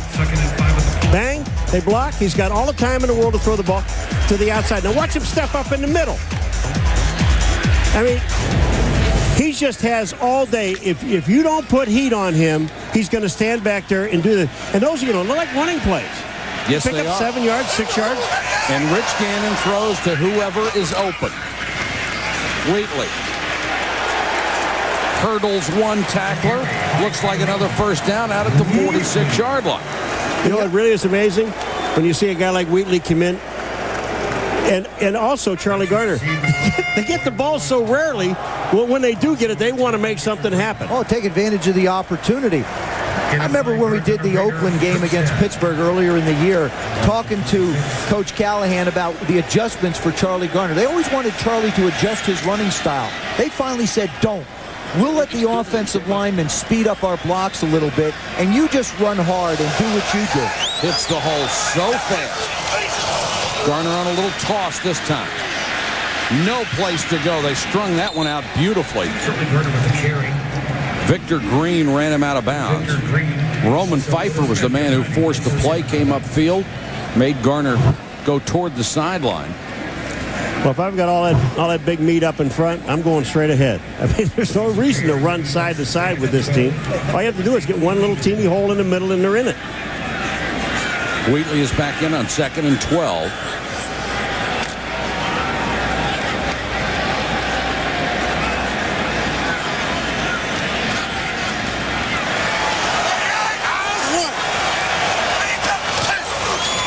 Little shovel of Wheatley. You know, Rich Gannon labored as a backup for years and years and came here, and John Gruden saw something in Rich Gannon and the offense that he ran and said, boy, this is a perfect marriage, and Rich Gannon has just taken off since then. And I think you look at the top-rated quarterbacks in the league over history, not really strong-arm guys. Montana, Young, Rich Gannon. The guys that have been really proficient have stayed in the system. This system here complements their skills.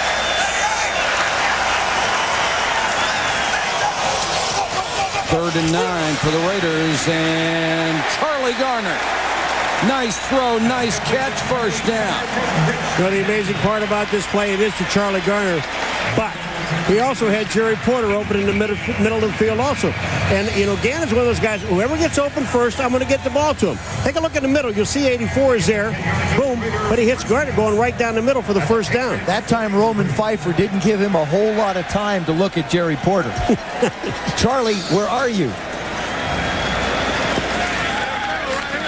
Drive started at the 15. Garner is now 50 yards on 6 catches for the night.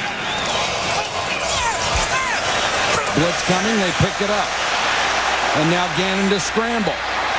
Gains 5 and gets out of bounds. Let's go to Susie. Well, you were talking about Gannon's success, and you'd be hard-pressed to get the noted perfectionist to talk about himself, but he is having a career year. Consider, in Gannon's 13 seasons, 106 starts, 12 300-yard games. This year, through 9 games, he already has 7. Asked what if he'd always had this much freedom to throw, he said, you know what? All I've ever done is what the coaches asked me to do. The biggest thing is just find a way to win and manage the game. That's what he's all about. And Susie, his selflessness aside, he has a chance, an outside chance, to pass Dan Marino's all-time yardage passing record. One of the holy grails in the NFL at 5,084 yards. But of all the teams where he played, he never had these weapons. No, Come on. And from a quarterback's perspective, there's 2 things that are so important. Number 1, the players that you play with and the system that you play in. Does it complement your skills? This is the perfect marriage for him. He had John Gruden for 4 years. Now all of a sudden, he's got Mark Trestman, a carryover of a similar system. Trestman being a little bit more aggressive with Callahan's offense than Gruden was. This is the opening drive of the third quarter. It's lasted nearly 7.5 minutes. And now Gannon is going to take a timeout. Looks at Doug Jolly. Jolly was going in motion, and Gannon didn't want him there. I like it. Well, for us, sushi and anything is on. Right. Patriots show blitz. Now we've got movement and a flag.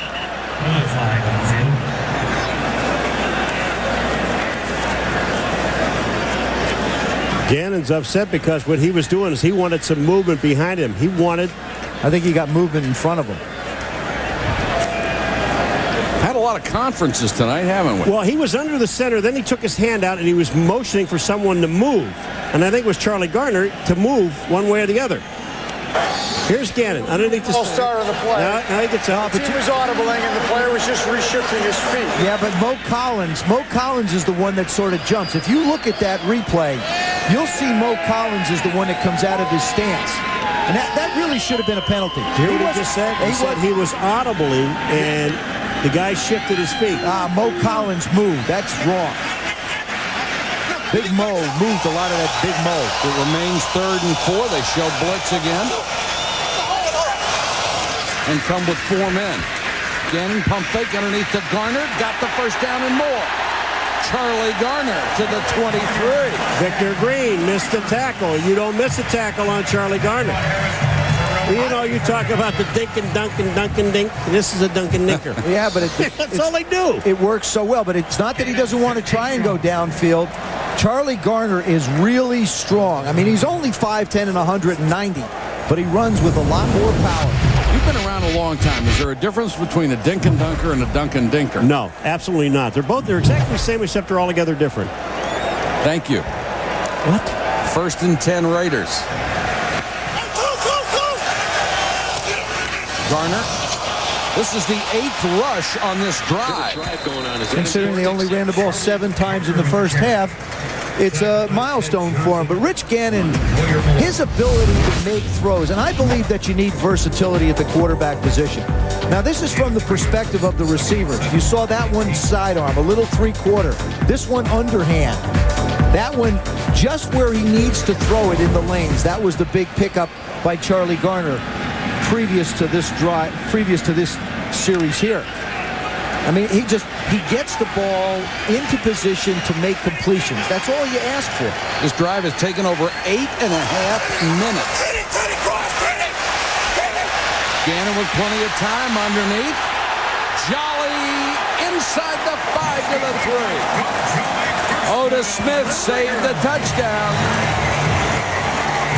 I'll tell you, the defense, they don't know what to do with themselves. They spend so much time on the bench. But you look at this play, and you look at the amount of time that this man has, Rich Gannon, to throw the football. Watch. Look at this offensive line, folks. Look at the time he has. All the crossing routes. You've got tight ends crossing. You've got backs crossing. Rich Gannon told us on Friday something really simple. It isn't what other people were doing during the streak when we lost. The problem is with us, and they seem to have corrected it. 1st and goal, 15th play of the drive. A handoff to Crockett. Flag is down. Crockett reaches the 1. Brewski and Victor Green made the stop. There are 3 flags in that end zone. Penalty on the play.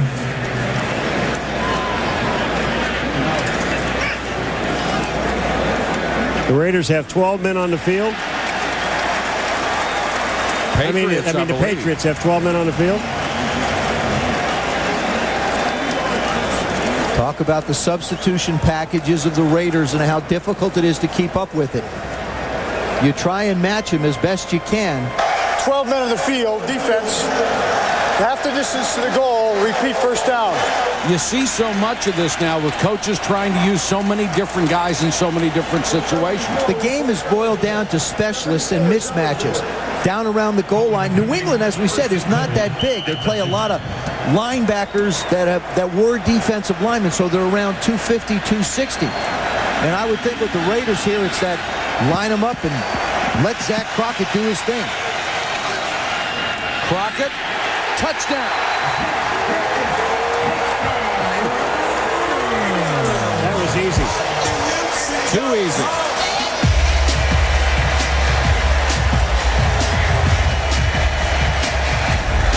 And they're loving it in the black hole. 9 minutes and 42 seconds off the clock and score a touchdown. That'll break your back. And the way they deal with it down around the goal line, coaches simply say, we can block most of them. You have to run over at least one. Zach Crockett doesn't play a whole lot. He gets 2 carries, both of them 2-yard touchdown runs. But it's got to be pretty satisfying. And he's up to 24 yards rushing on 11 carries. The Raiders in control at home. It's Raiders, and what a drive. 15 plays, 85 yards, 9 minutes and 42 seconds out of the 15-minute clock. And then put up 7 points. You don't come away with a field goal. You come with 7. 9 rushing plays to 6 pass plays. That's frightening. That is scary. Remember the comeback New England made a week ago against Chicago. Now they're faced with doing it again. Branch on the return. Flags down at the 26. We can't have a kickoff return without a flag. New league rule. Holding by the receiving team during the return, number 30. 10-yard penalty. New England keeps the ball, first down. Gerard Cherry called for the hold. And the Patriots will have to start deep in their own territory, already down 24-6 to the Raiders.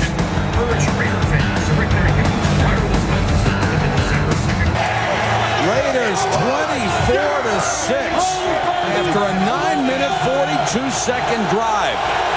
And now the Patriots have to start from their own 15.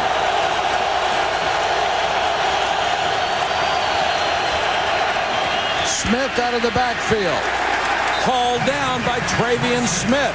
You know, we had a chance on Friday to talk to Bill Romanowski, and he's a very interesting man, but I asked him about playing a team like the New England Patriots. He says, I love the fact that we're playing a football team that's going to play for 60 minutes. They were down against Chicago, New England. They came back and won the ball game. He said there is no quit in them, and I can guarantee you there will be no quit in us. Well, certainly there won't be any in Romanowski. We know that for sure.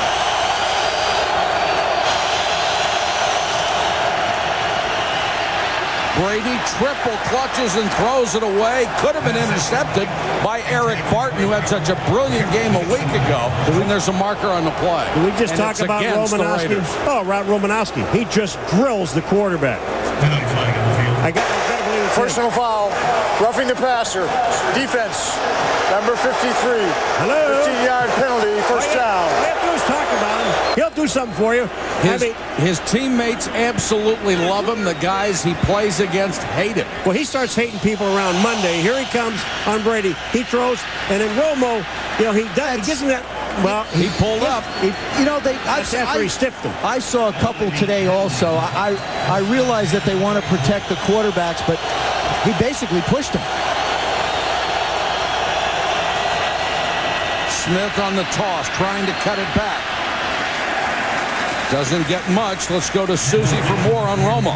Well, he also described the team's mentality during that 4-game losing streak. He said nobody was throwing in the towel, no finger pointing, and he preached that daily.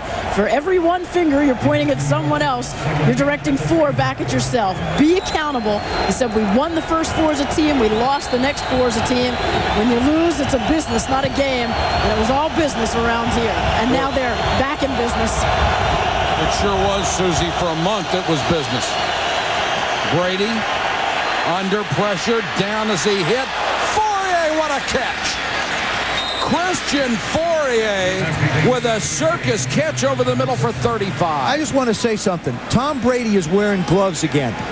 Now, he did not throw the ball well in the first half. There's a case where I think it makes a difference. I think he has a better grip on the ball, and this is a perfectly thrown pass. This thing's a tight spiral, coming out. Fourier makes a great catch.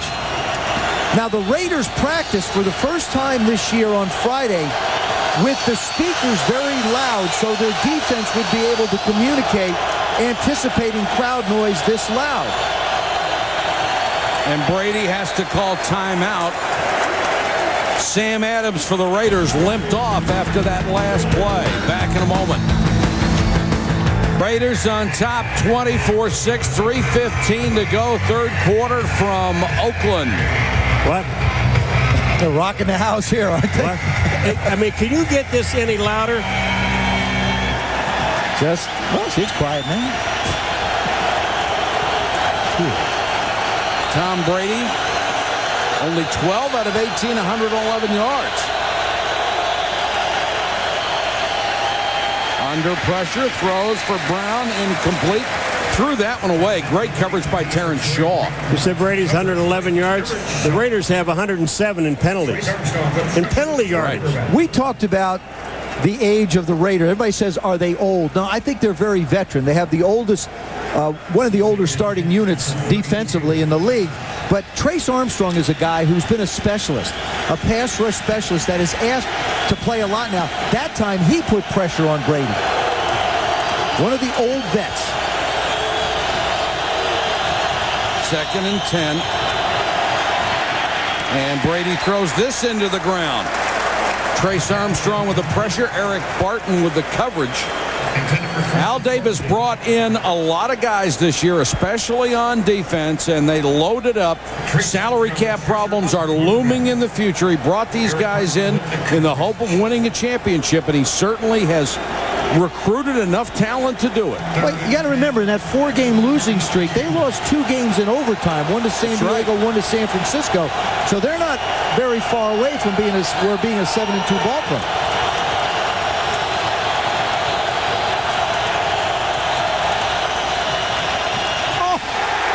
They go with the draw play after the pump fake, and you can forget it. Rod Coleman just crashed through.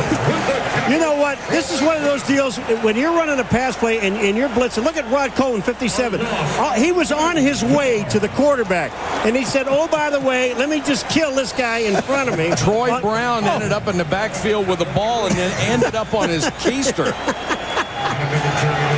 Vinatieri will try a 52-yard field goal. He hit from 57 a week ago, the longest in franchise history. And it's wide left. Nothing going right for New England. Everything going right for the Oakland Raiders.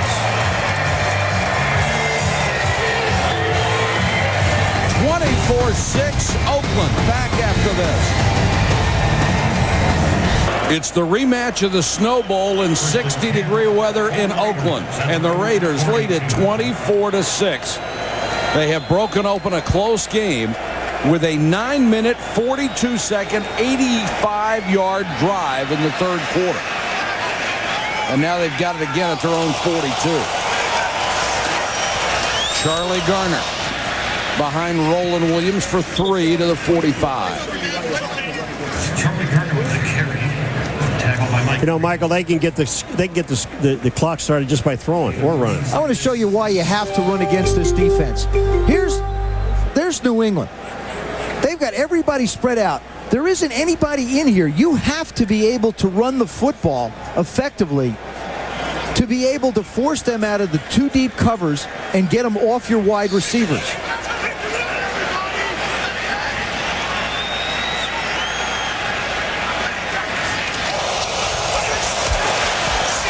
Gannon sidearms one. It's intercepted. Picked off by Teddy Bruschi. 20, 10, 5, touchdown, 48 yards. Rich Gannon throws this ball into the ground because he felt the coverage was too tight.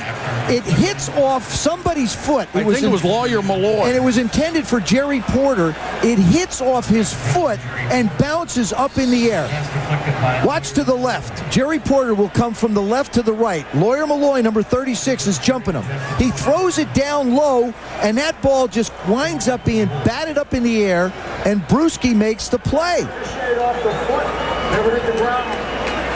It hits off of Lawyer Malloy's foot right up in the air. What an incredible break for New England. Gannon is throwing the ball away, only to have it hit somebody's foot. If I'm the Raiders, I challenge it. You have to. You got to challenge. They did. And whistles blew before they snapped the ball. They will take a look. Even though we haven't had a chance to look at it from a lot of different angles, it's just too close to the ground to determine whether it actually hit Lawyer's foot and went up in the air or it possibly went up into the ground. Now we get a chance to take a closer look at it. Oakland is challenging the ruling on the field that the ball never hit the ground. The ball did hit the ground. That's what they're challenging. All right, here we go. Does it hit the ground?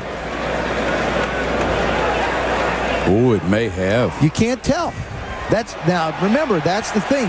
You can't really tell from that angle. Can you tell from this one? You can't tell from that one because you've got Victor Green in the way. If we go back to the other one, you can see the ball appear to change direction before it hits his foot. I don't think so. Or maybe it hits off his toe. It looks like it hits on his toe and it goes straight up in the air. Do you know what? The way the rules are interpreted, and we do this every week, and we have a couple close. It is really so close. But is it conclusive? That's the thing. Can you overturn it? I don't. And with that, you can't. I agree with you, Paul. The ruling on the field was that the ball hit the shoe and did not hit the ground. There's nothing from the replay that proves conclusively that the ball hit the ground. It did hit the foot. Therefore, the ruling on the field stands. The result of the play is a touchdown. What is it about the Oakland Raiders that they have been involved in some of the most bizarre plays in NFL history? Well, not just that, but how coincidental is it it's against the New England Patriots again? I mean, there's plenty of time left in this game. You got 1:27 left in the third quarter. Raiders look like they're cruising along. All of a sudden, it changes. Oakland, by the way, out of challenges. They have used both. And they only have one timeout with over 16 minutes to play in this ball game. And I said before, the Raiders and the Oakland Raiders know that the New England Patriots, they just don't quit.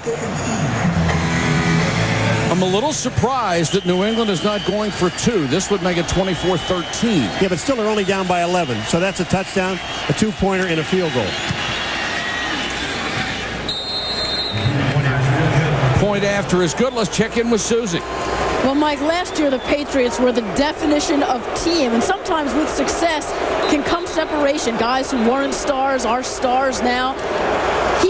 Teddy Bruschi doesn't believe that the dynamics of this team changed with the success of the Super Bowl. Is such a wonderful player who is finally healthy and able to contribute. Marcus Knight is deep.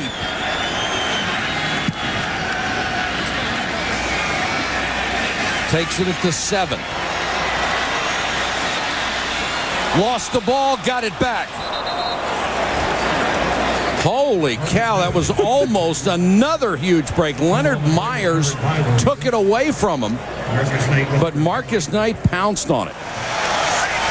Wheatley is the running back, and he'll get the carry. Lost his footing and goes down at the 27. Mike Vrabel makes a terrific play, manages to get penetration and get Wheatley to trip up. I really thought that tonight, we had talked about this Friday, watching these guys practice, and look at what's happened to this team. I thought, really, that Jerry Porter would be big in this football game. I still believe that he will, but I think there's got to be a place where he's going to have to make a play. They run a lot of three-receiver sets. He had 37 catches coming in. Porter's number 84. And Gannon has this one batted down. Bruschi appeared to get a hand on it. And it will be 3rd and long. And clearly, the momentum has shifted to the New England Patriots. Raiders have to come up with a play here to not put New England back on the field, because if they punt from where the line of scrimmage is, Pats are going to wind up with good field position. 3rd and 9 with 38 seconds to go, third quarter. Jerry Rice.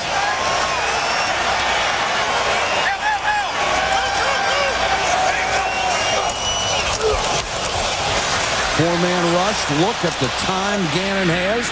Throws complete up to the 38. That'll be a first down catch by Jerry Rice. His 4th. Jerry Rice. Yeah, you know what's amazing about it? Look at this offensive line, and how long can you cover Jerry Rice? Now, Ty Law was telling us, when Gannon has this much time to throw the ball, we can't stay with these people that long. And watch Gannon. He waits, and then he sees Jerry Rice down by the 40-yard line, and man, he hits him with the ball. That's perfect. And that's offensive line. I don't care who has the ball. If you have that much time, you're going to complete them. 1,428 catches for Jerry Rice. End of the third quarter. Raiders 24, Pats 13. Here's our game track. It's been a tough night for Tom Brady, including a critical fumble that led to a Raiders touchdown.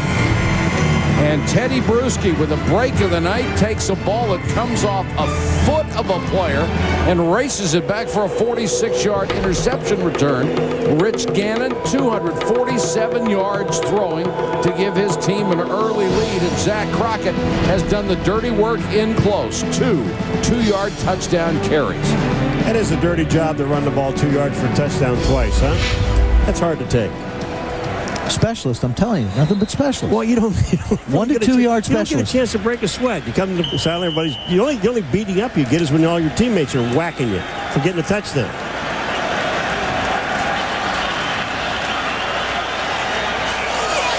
First down Raiders, their own 39. Charlie Garner. Oh, man. Garner to the Patriot 46, finally stopped by Victor Green. He just snuck through that hole. He dipped. He kind of dipped. I mean, the offensive line is blocking. You're right behind him. Watch this. Watch him dip. Bink, underneath, out into the open. I mean, is this cool or not? Here he comes. He sees the hole. Down he dips. Up he comes. First down. They caught New England with 2 down defensive linemen and 2 linebackers standing up to that side. And those linebackers are not going to be able to see around Mo Collins and Lincoln Kennedy. Charlie Garner over 100 yards in total offense again. 65 on the receiving end. And Gannon, under pressure, wanted the screen to Garner and throws it away. That time he made sure it didn't hit anybody's foot. No intentional grounding. It was the feet of an eligible receiver. Third down. It will be 2nd and 10 for the Raiders. Correction, second down. And Ed Hockley came on and explained that it was not intentional grounding because it was a screen, and he threw it at the feet of the receiver. There's a guy that knows all the rules. But you know the nice thing about Hockley, though? He knows how to explain the rules. So even Joe understands it. Joe doesn't criticize him anymore. Thank you.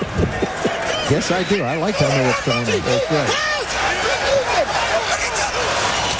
2nd and 10. Garner tries to take it outside. Now cuts it back. A step away from making it a big one. As it was, he got down to the 39-yard line. You'll notice that the Raiders have not really tried to go down the field. They've turned this into a ball control offense with Rich Gannon in charge, and now Charlie Garner and Tyrone Wheatley contributing. A couple of weeks ago, they really tried to run the football against San Francisco, lost their identity a little bit. Bill Callahan says our passing game is just an extension of how we want to run the football.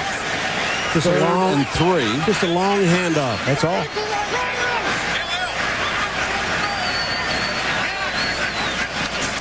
Patriots show blitz and come with it. Gannon hit as he threw, and Tim Brown was back there, never had a shot at it. And we got a flag on the play. Willie McGinnis was back there. Nice coverage by Terrell Buckley. Oh, this is hands to the face by the Raiders.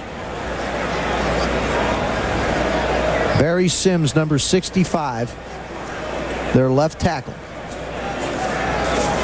Holding. Offense, number 63. The penalty is declined. Brings up 4th down.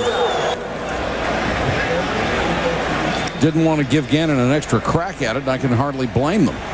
Barrett Robbins called for the penalty. The center. Right in the middle. Well, he does. He tackles Willie McGinnis, and that's a good call by the official. Boy, Willie McGinnis just almost got to that ball. So Leckler will come on to punt. And Troy Brown, the all-time leading punt returner in New England history, is back.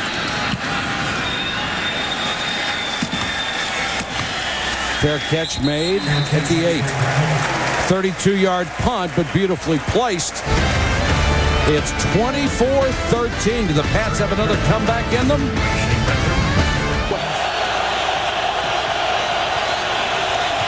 Brady to throw from his goal line. Hit as he throws. Ruled incomplete. Trace Armstrong again. Penalty flag on the field. And there's a penalty marker down at the 4. Trace Armstrong is just eating up Greg Robinson Randall.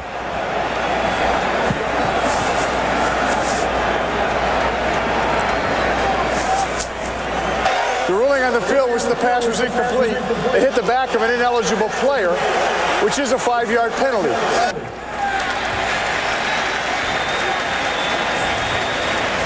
Doesn't it count if the quarterback's getting whacked? Nope, doesn't Here count it at comes. Trace Armstrong from the left of your screen. He is there. Bang. That's a fumble. That ball's all the way back. That's a fumble. Has it started forward in the slightest way? No. But the only problem is they've used their 2 calls. An eligible player of the offense number 67, half the distance to the goal, repeat first down. Paul, you bring up challenge it no matter what. Paul brings up a great. They've used both their challenges and they couldn't go for it. Look at his arm. It's back when Trace Armstrong hits him. It's coming forward. Okay. But That's still, a great angle. But it would be review. I would have taken a shot at reviewing it, especially backed up down here. You can't tell on that angle as on much that as angle. you can It on the looks like side. it's hit. Well, remember, they ruled it incomplete, so they wouldn't have gotten the ball anyway. Antoine Smith crosses the 5 to about the 6. That one came out. No signal yet. The Raiders come up with it. Charles Woodson takes it in. Was he down or not? New England does have challenges left. The player was ruled down by contact. There was no fumble.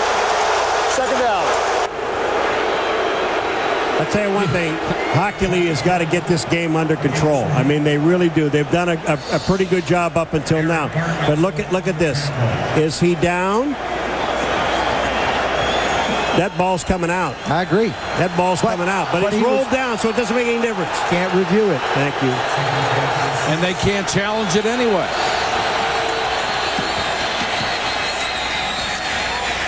Brown gets it out to the 15-yard line. You think the fans here are getting just slightly irritated? Well, that one was a fumble. I believe that one was a fumble wasn't reviewable.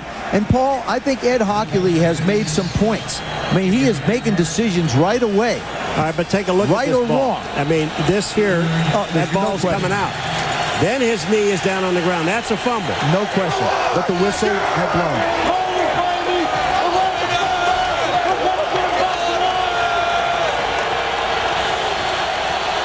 Big third down for the Patriots. They need to keep this going, and they get it to the tight end, Cam Cleland. And where is the spot going to be? That's what's going to be so critical. First down. They needed to reach the 24, and they did easily. Now time does become a factor for the Patriots. 12 minutes to go in the quarter. They're going to have 19, excuse me. They're going to have to hit some bigger plays than 5- and 6-yard passes. They need 2 scores, down 24-13. 4-man rush, good protection. Brown over the middle, ducks under a tackle. Let's check in with Susie. Well, Mike, in addition to Tom Brady's great attributes, smart, tough, great leadership presence, he's also incredibly clutch. He has led 7 game-winning drives in the fourth quarter overtime and just 26 career starts. In fact, the last time we saw these guys on a Sunday night, he almost came back against the Rams. And he did come back last week against the Bears after being down 27-6.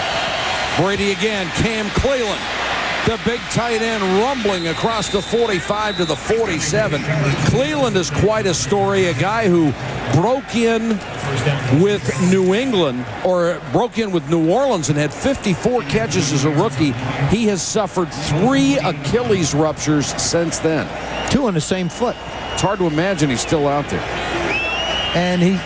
And really, the Pats needed him. They got Fourier, and then all of a sudden Cleveland became available. Then the draft came up. They wound up with Daniel Graham. So they got 3 different tight ends than they had a year ago and getting a lot more production out of them. 1st and 10, the Patriots offense trying to come alive. Brady throws too low and behind David Patton. Torrey James was right there. Tom Brady wears a wristband with plays on it. You can see it on his left arm. And the reason why that's there is not necessarily for plays that are called from Charlie Wise, the offensive coordinator, during the course of a game, but for this particular situation in a 2-minute offense. So he can relay to the other players as quick as possible the plays that need to be called. 2nd and 10. You also see the offensive lineman wearing it. Pressure coming. Patton makes the catch. And very close to the sticks. Torrey James with good coverage, but he couldn't stop the completion. I think David Patton has a shot at running by Torrey James. He's been open a couple times. He and Branch, both are their big play guys with speed. And he could be one that you could just cut loose.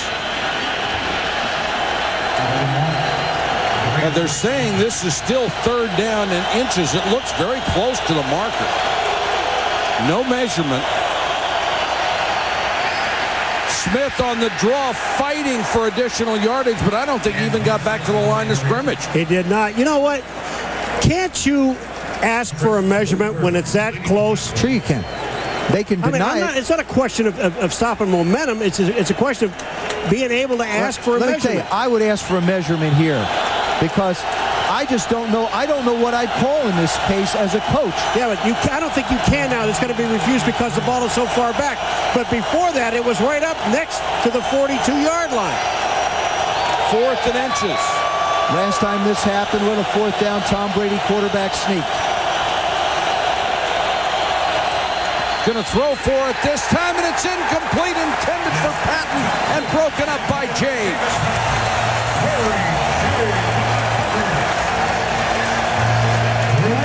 The Raiders stand tall on defense, stop 3rd and inches, and then 4th and inches, and take over on downs. You make a very difficult play out of something that shouldn't be that hard, and you give the Raiders good field position and an opportunity to take a lot more time off the clock. Charlie Garner picks up 9. I was really surprised they didn't go with a quarterback keeper on 3rd down because, as you said, Brady had been successful the last time they had that situation. To me, they should have never got the 4th and inches, right? I mean, Paul wouldn't keep the drive alive. Don't put the ball in the air. And the last thing you want to do is turn around and hand the ball to a halfback that's 5 yards deep in the backfield. I think Tom Brady lost a little bit of control of where he was in the football game. I don't think he quite understood what the circumstance was. If that was the case, he's called plays before. Go for the 1st down. Garner trying to get to the sticks, and Brewski, the first one there, then got help and pulled him back. Well, I agree totally because I don't try to second guess coaches, but when they already did it once in the first half of this football game. When you had 3rd and inches, and you got Brady, who is 6'4", and you got an offensive line that's been blocking pretty good for you in the middle of the field, go for it. See, I agree with you. It's not a question of second guessing, but there are fundamentals of the game that you have to follow, and I think that would have been one of them. All right, here's the point now I tried to make before when it was 3rd down and short. They didn't give them. This thing is almost a yard for a 1st down, okay? Why? But they're getting a measurement. Why? Look how much further this is, and they're getting a measurement. On 3rd down, he should have called them in and gotten a measurement. And New England's looked like it was maybe 2-3 inches. Oh, both they times. were there. Right. They were there. I mean, I don't even understand this part. The other thing it does is I believe that you should have the right to review it if it's that close because it can change what the coach wants to do. Gives a coach to think about the play he wants to call. Sure. Gives him an opportunity to think about his personnel packages. Maybe he wants to substitute the big package and then have Tom Brady ground it. There are a lot of other things that could have factored into the play. Well, here's the short yardage specialist again, Zach Crockett, checking in on 3rd and short. Well, he's averaged 2 yards a carry. The defense is going. Number 32. Ritchie in front of him in the eye. Crockett lowers the shoulder, has it easily. And that big offensive line just overpowers New England. Hey, you got that big load up front. You got number 40, Ritchie, in front of you when you're running. Watch this offensive line attack. And Ritchie gets into the hole. He gets a great block on Lawyer Malloy. Number 36, bang, right there, and look at this. But it's also the difference in knowing what the distance is so you can get your short yardage group on the field to have a chance to pick it up. Crockett has done his job. They put him in 3 times. He's carried 3 times for 2 touchdowns and a 1st down. No, he's tired. He's sitting down, taking oxygen.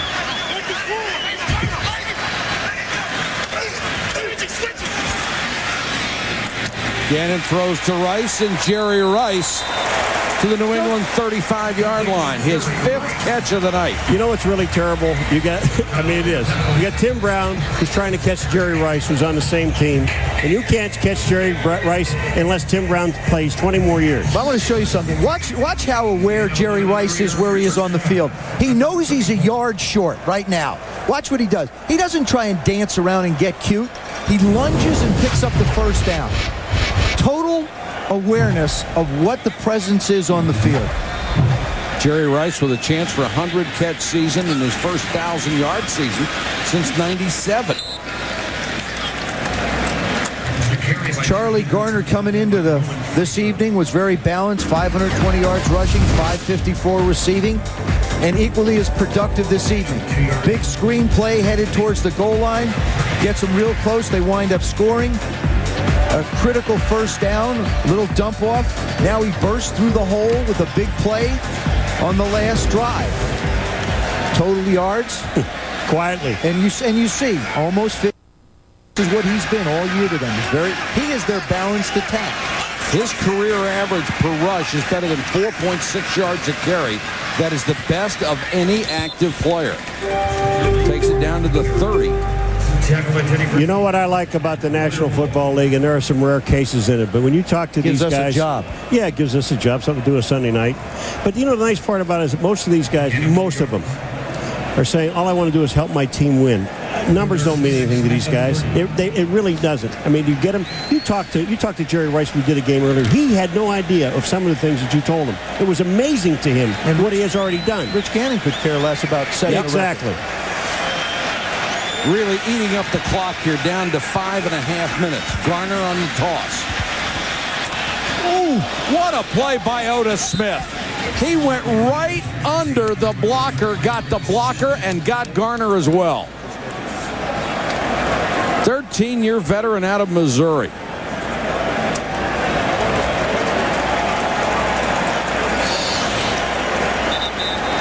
He goes low to take on the blocker.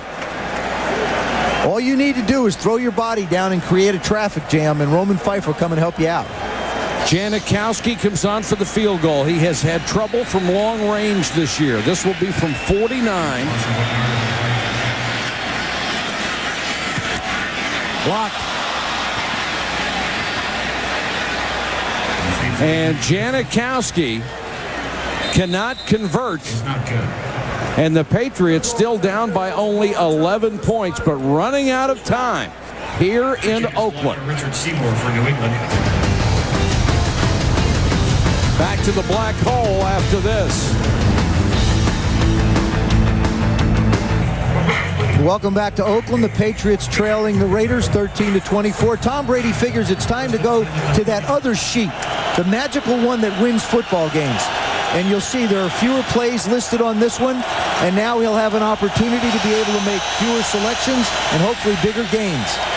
Pressure up the middle. Brady goes down, throws, hits the umpire, but I believe they're going to rule him down, and they do. It's a sack by Rod Coleman. Was this back was sacked? He was down by contact before he threw the ball. Second down. When you looked at the Raider defense, the only guy that was at least 15 yards off the line of scrimmage was Rod Woodson. All 10 other guys on the Raider defense were up within 5 yards of the line of scrimmage. Here you only have 2 guys that are deep, and everybody's up near the line of scrimmage. Well, the Raiders said they wanted to stay and play aggressive. They're not going to back off and give him a chance to work his way down the field. Coleman got his second sack of the night. This one is complete to Brown, out to the 42. You know, the Raider drive only went 25 yards, but it accomplished its purpose. It took 5 minutes off the clock.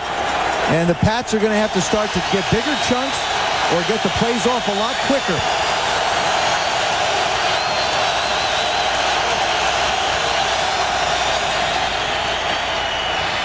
Brady throws behind Brown. Well, you got to give a lot of credit tonight to this Raider defense. The secondary has been very, very good. Chuck Bresnahan told me that they really have started to come together. You think about the fact that 10 of those guys are different starters from a year ago. 10 on the defensive side. It takes a while to be able to get the Sam Adams back in shape who had no mini camps. John Perella to understand it. Trace Armstrong, who only played 3 games last year. Charles Woodson has missed 6 games this year. This is it, 4th and 6. And they've got to hurry to beat the play clock. And Brady has to burn a timeout. Boy, that hurts. Only 1 left, 3:46 to go. Davis is the Sunday night conversation. Here's the ball game, 4th and 6 for the Patriots.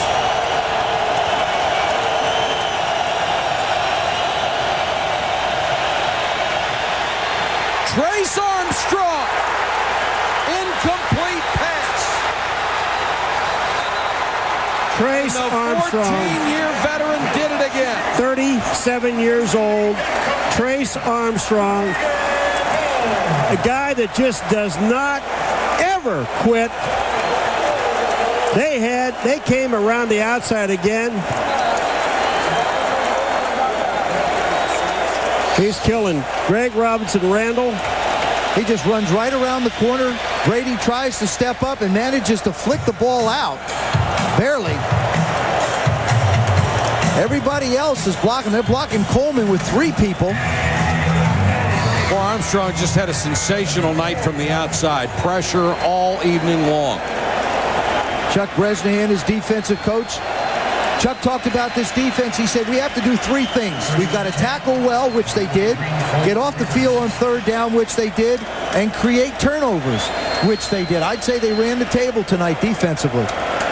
Now Wheatley comes in at tailback. 3:41 to go in the game. New England has already burned 2 timeouts. They only have 1 left. Wheatley wraps up the ball and then pounds down to the 34. And a flag on the play again. It'll be holding against the Oakland Raiders.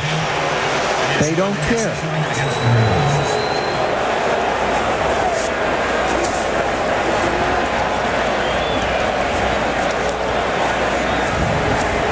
Holding, offense number 72, 10-yard penalty, repeat first down.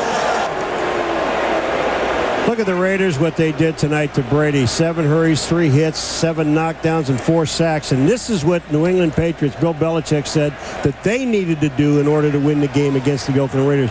They needed to do that against Rich Gannon. They didn't get it done. That's how they want, and really, that's how they wound up losing the 4 in a row. The other thing is that forced fumble was the turning point, I believe, in the football game. It gave the Raiders an opportunity to be able to go up a lot of points in the second half.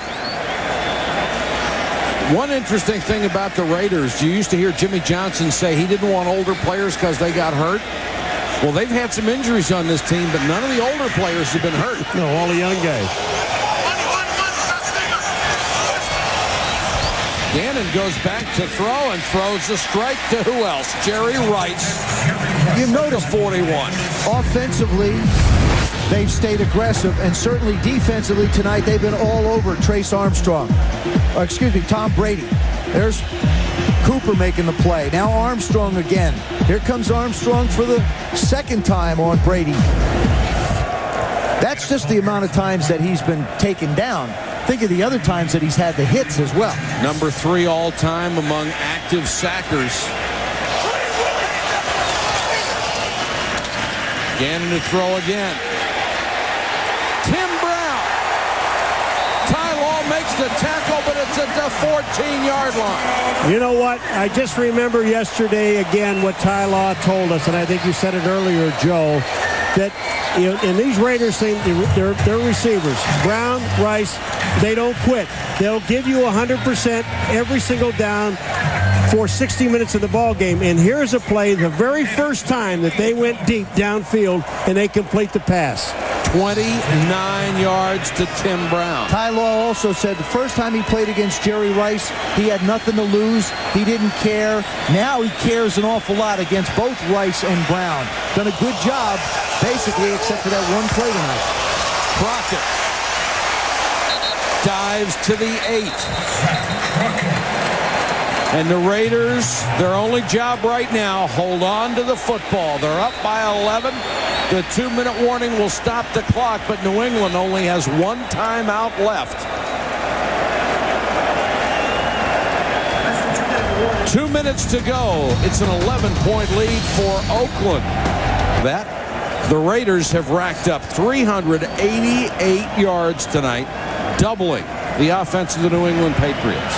Talked to Mark Trestman, the offensive coordinator of the Raiders, and he said if we can get 250 yards against this defense throwing the football, I'd be very, very pleased. And they've done an excellent job again tonight. Of course, Rich Gannon had 7 300-yard games. Actually, the least yards he got in those games was 332. 2nd down from the 8. Crockett taken down at the 10 by Ted Johnson. You notice one thing you notice about the New England Patriot team and also the Raider team? When these guys make a play, a tackle, they don't jump up and go dancing. Boy, you're right. They don't. They make a play, they get in the huddle. They're professionals. You know, that's what they're out there to do, isn't it? You know what? They're getting paid for. That's what happens when you have a bunch of veterans. They expect to do the job that they're doing. They do it extremely well, and then they go back. I think you waste a lot of energy and time trying to draw attention to yourself. 3rd and 6. Play action by Gannon, wants to throw. Richie can't hold it.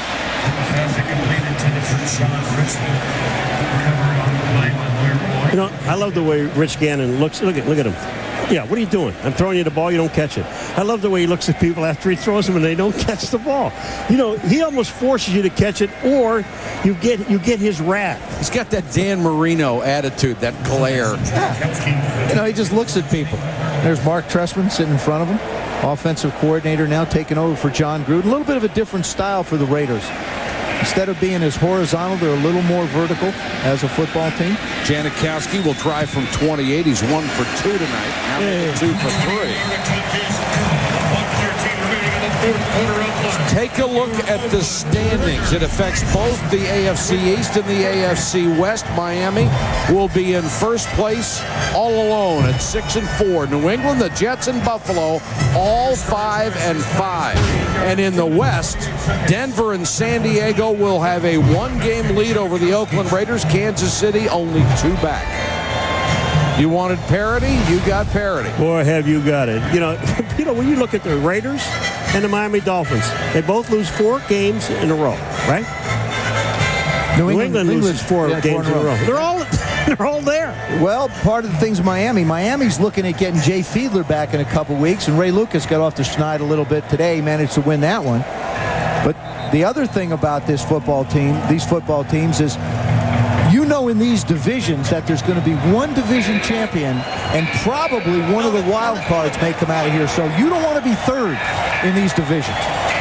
You don't want to be 11 and 5 and be in third place. 2-touchdown lead. The Patriots' only hope, a quick score, an onside kick, and another one.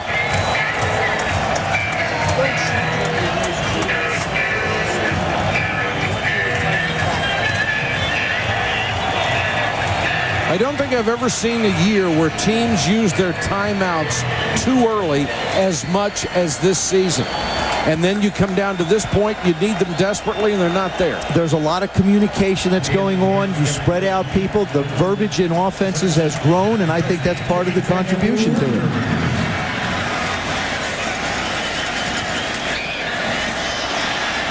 Look out. Kevin Falk on the return. Midfield and more. Kevin Falk! Are you kidding? Kevin Falk, touchdown, 86 yards.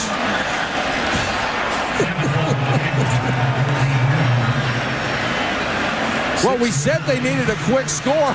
60 minutes of football, boys and girls. These are the New England Patriots. See, I'll tell you, Sebastian Janikowski should have made the tackle. Look at it. He's not doing anything. Look at Sebastian Janikowski. He does nothing. They basically have 10 guys in coverage. He's going to come over here. Look at that. Watch this. Marcus Knight has a shot at him. Doesn't make the play. Kevin Falk, in his own way, has been so big in the previous 2 weeks to this game. And now you see his contribution tonight. Yes, he had. And now it is a 1-touchdown game with 59 seconds to go. And, Joe, you mentioned Falk had been so big the last 2 weeks. Last week, 7 catches, 109 yards, and 2 touchdowns. This is the first time he touched the ball tonight, and he goes 86 yards for a score. You know what's amazing? That when you look at this score, 27-20, 59 seconds remaining in the game, and the New England offense has done zero. They have done nothing this entire night. You know what? It reminds you a little bit of the Super Bowl against the Rams. For 58 minutes, they was back and forth. It was close. The Rams couldn't do anything. They couldn't do anything. And then at the end of the game, the offense came alive and gave Adam Vinatieri a chance to go out and make them world champions. But the Pats have found a way to hang around.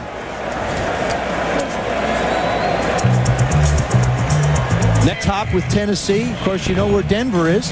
They're at the top in this division. I think that everybody that watches Sunday Night Football have finally realized, don't go to bed. Don't go anywhere. We're not keeping you up real late. You get a chance to go to work with a good night's rest because we're going to entertain you. The Patriots have not scored an offensive touchdown tonight. They have 2 field goals, an interception return, and a kickoff return. And Tom Brady saying, just give me one more shot. This is total mayhem right here. And Torrey James covers the onside kick attempt. Well, you know, I mean, that's good if there's only one guy on this weak side. But there happen to be 3 black shirts on this weak side. I think he got a very favorable bounce. If that ball winds up going any other place or getting bounced around, maybe there's a chance that Deion Branch has a chance to make the play. Now, the ball's actually going to go to your right. Yeah, and now, if the guys are over here. If that thing bounces, you know, maybe, just maybe, there's an opportunity. Actually, it's David Givens. At best, it was 1 against 2. At best. Versus 9 against the world. New England with 1 timeout left. They spend it here. It's the last time they can stop the clock. And flags everywhere, Michael. Everywhere. 12 men on the defense, 5-yard penalty. Still repeat first down. Insult to injury for Bill Belichick. Take a look at who the Raiders have left on their schedule. Get Arizona, the Jets, and then you go San Diego, Miami, Denver, and Kansas City. So 3 of the last 4 are in the division. They'd have to earn it, wouldn't they? Yep. And New England is in a very similar situation, as a matter of fact. Both of these teams will finish with 2 home games, the 22nd and the 29th. 1st and 5. Gannon will take a knee. You remember the movie The Wrath of Khan? Ricardo Montalban said, revenge is a dish best served cold. It was served cold tonight here in Oakland, right out of the fridge. And the Patriots can look at themselves and say, we created our own demise. I think the Tom Brady fumble was huge in this game. They get a break when Bruschi winds up having the ball that bounced in the air, runs it in for a touchdown. They're right back in it, and then comes the fumble. The fans in Oakland have waited a long time for this. Most of them still seething after the playoffs last year. Revenge is sweet at home against the New England Patriots. The final score, Oakland 27, New England 20.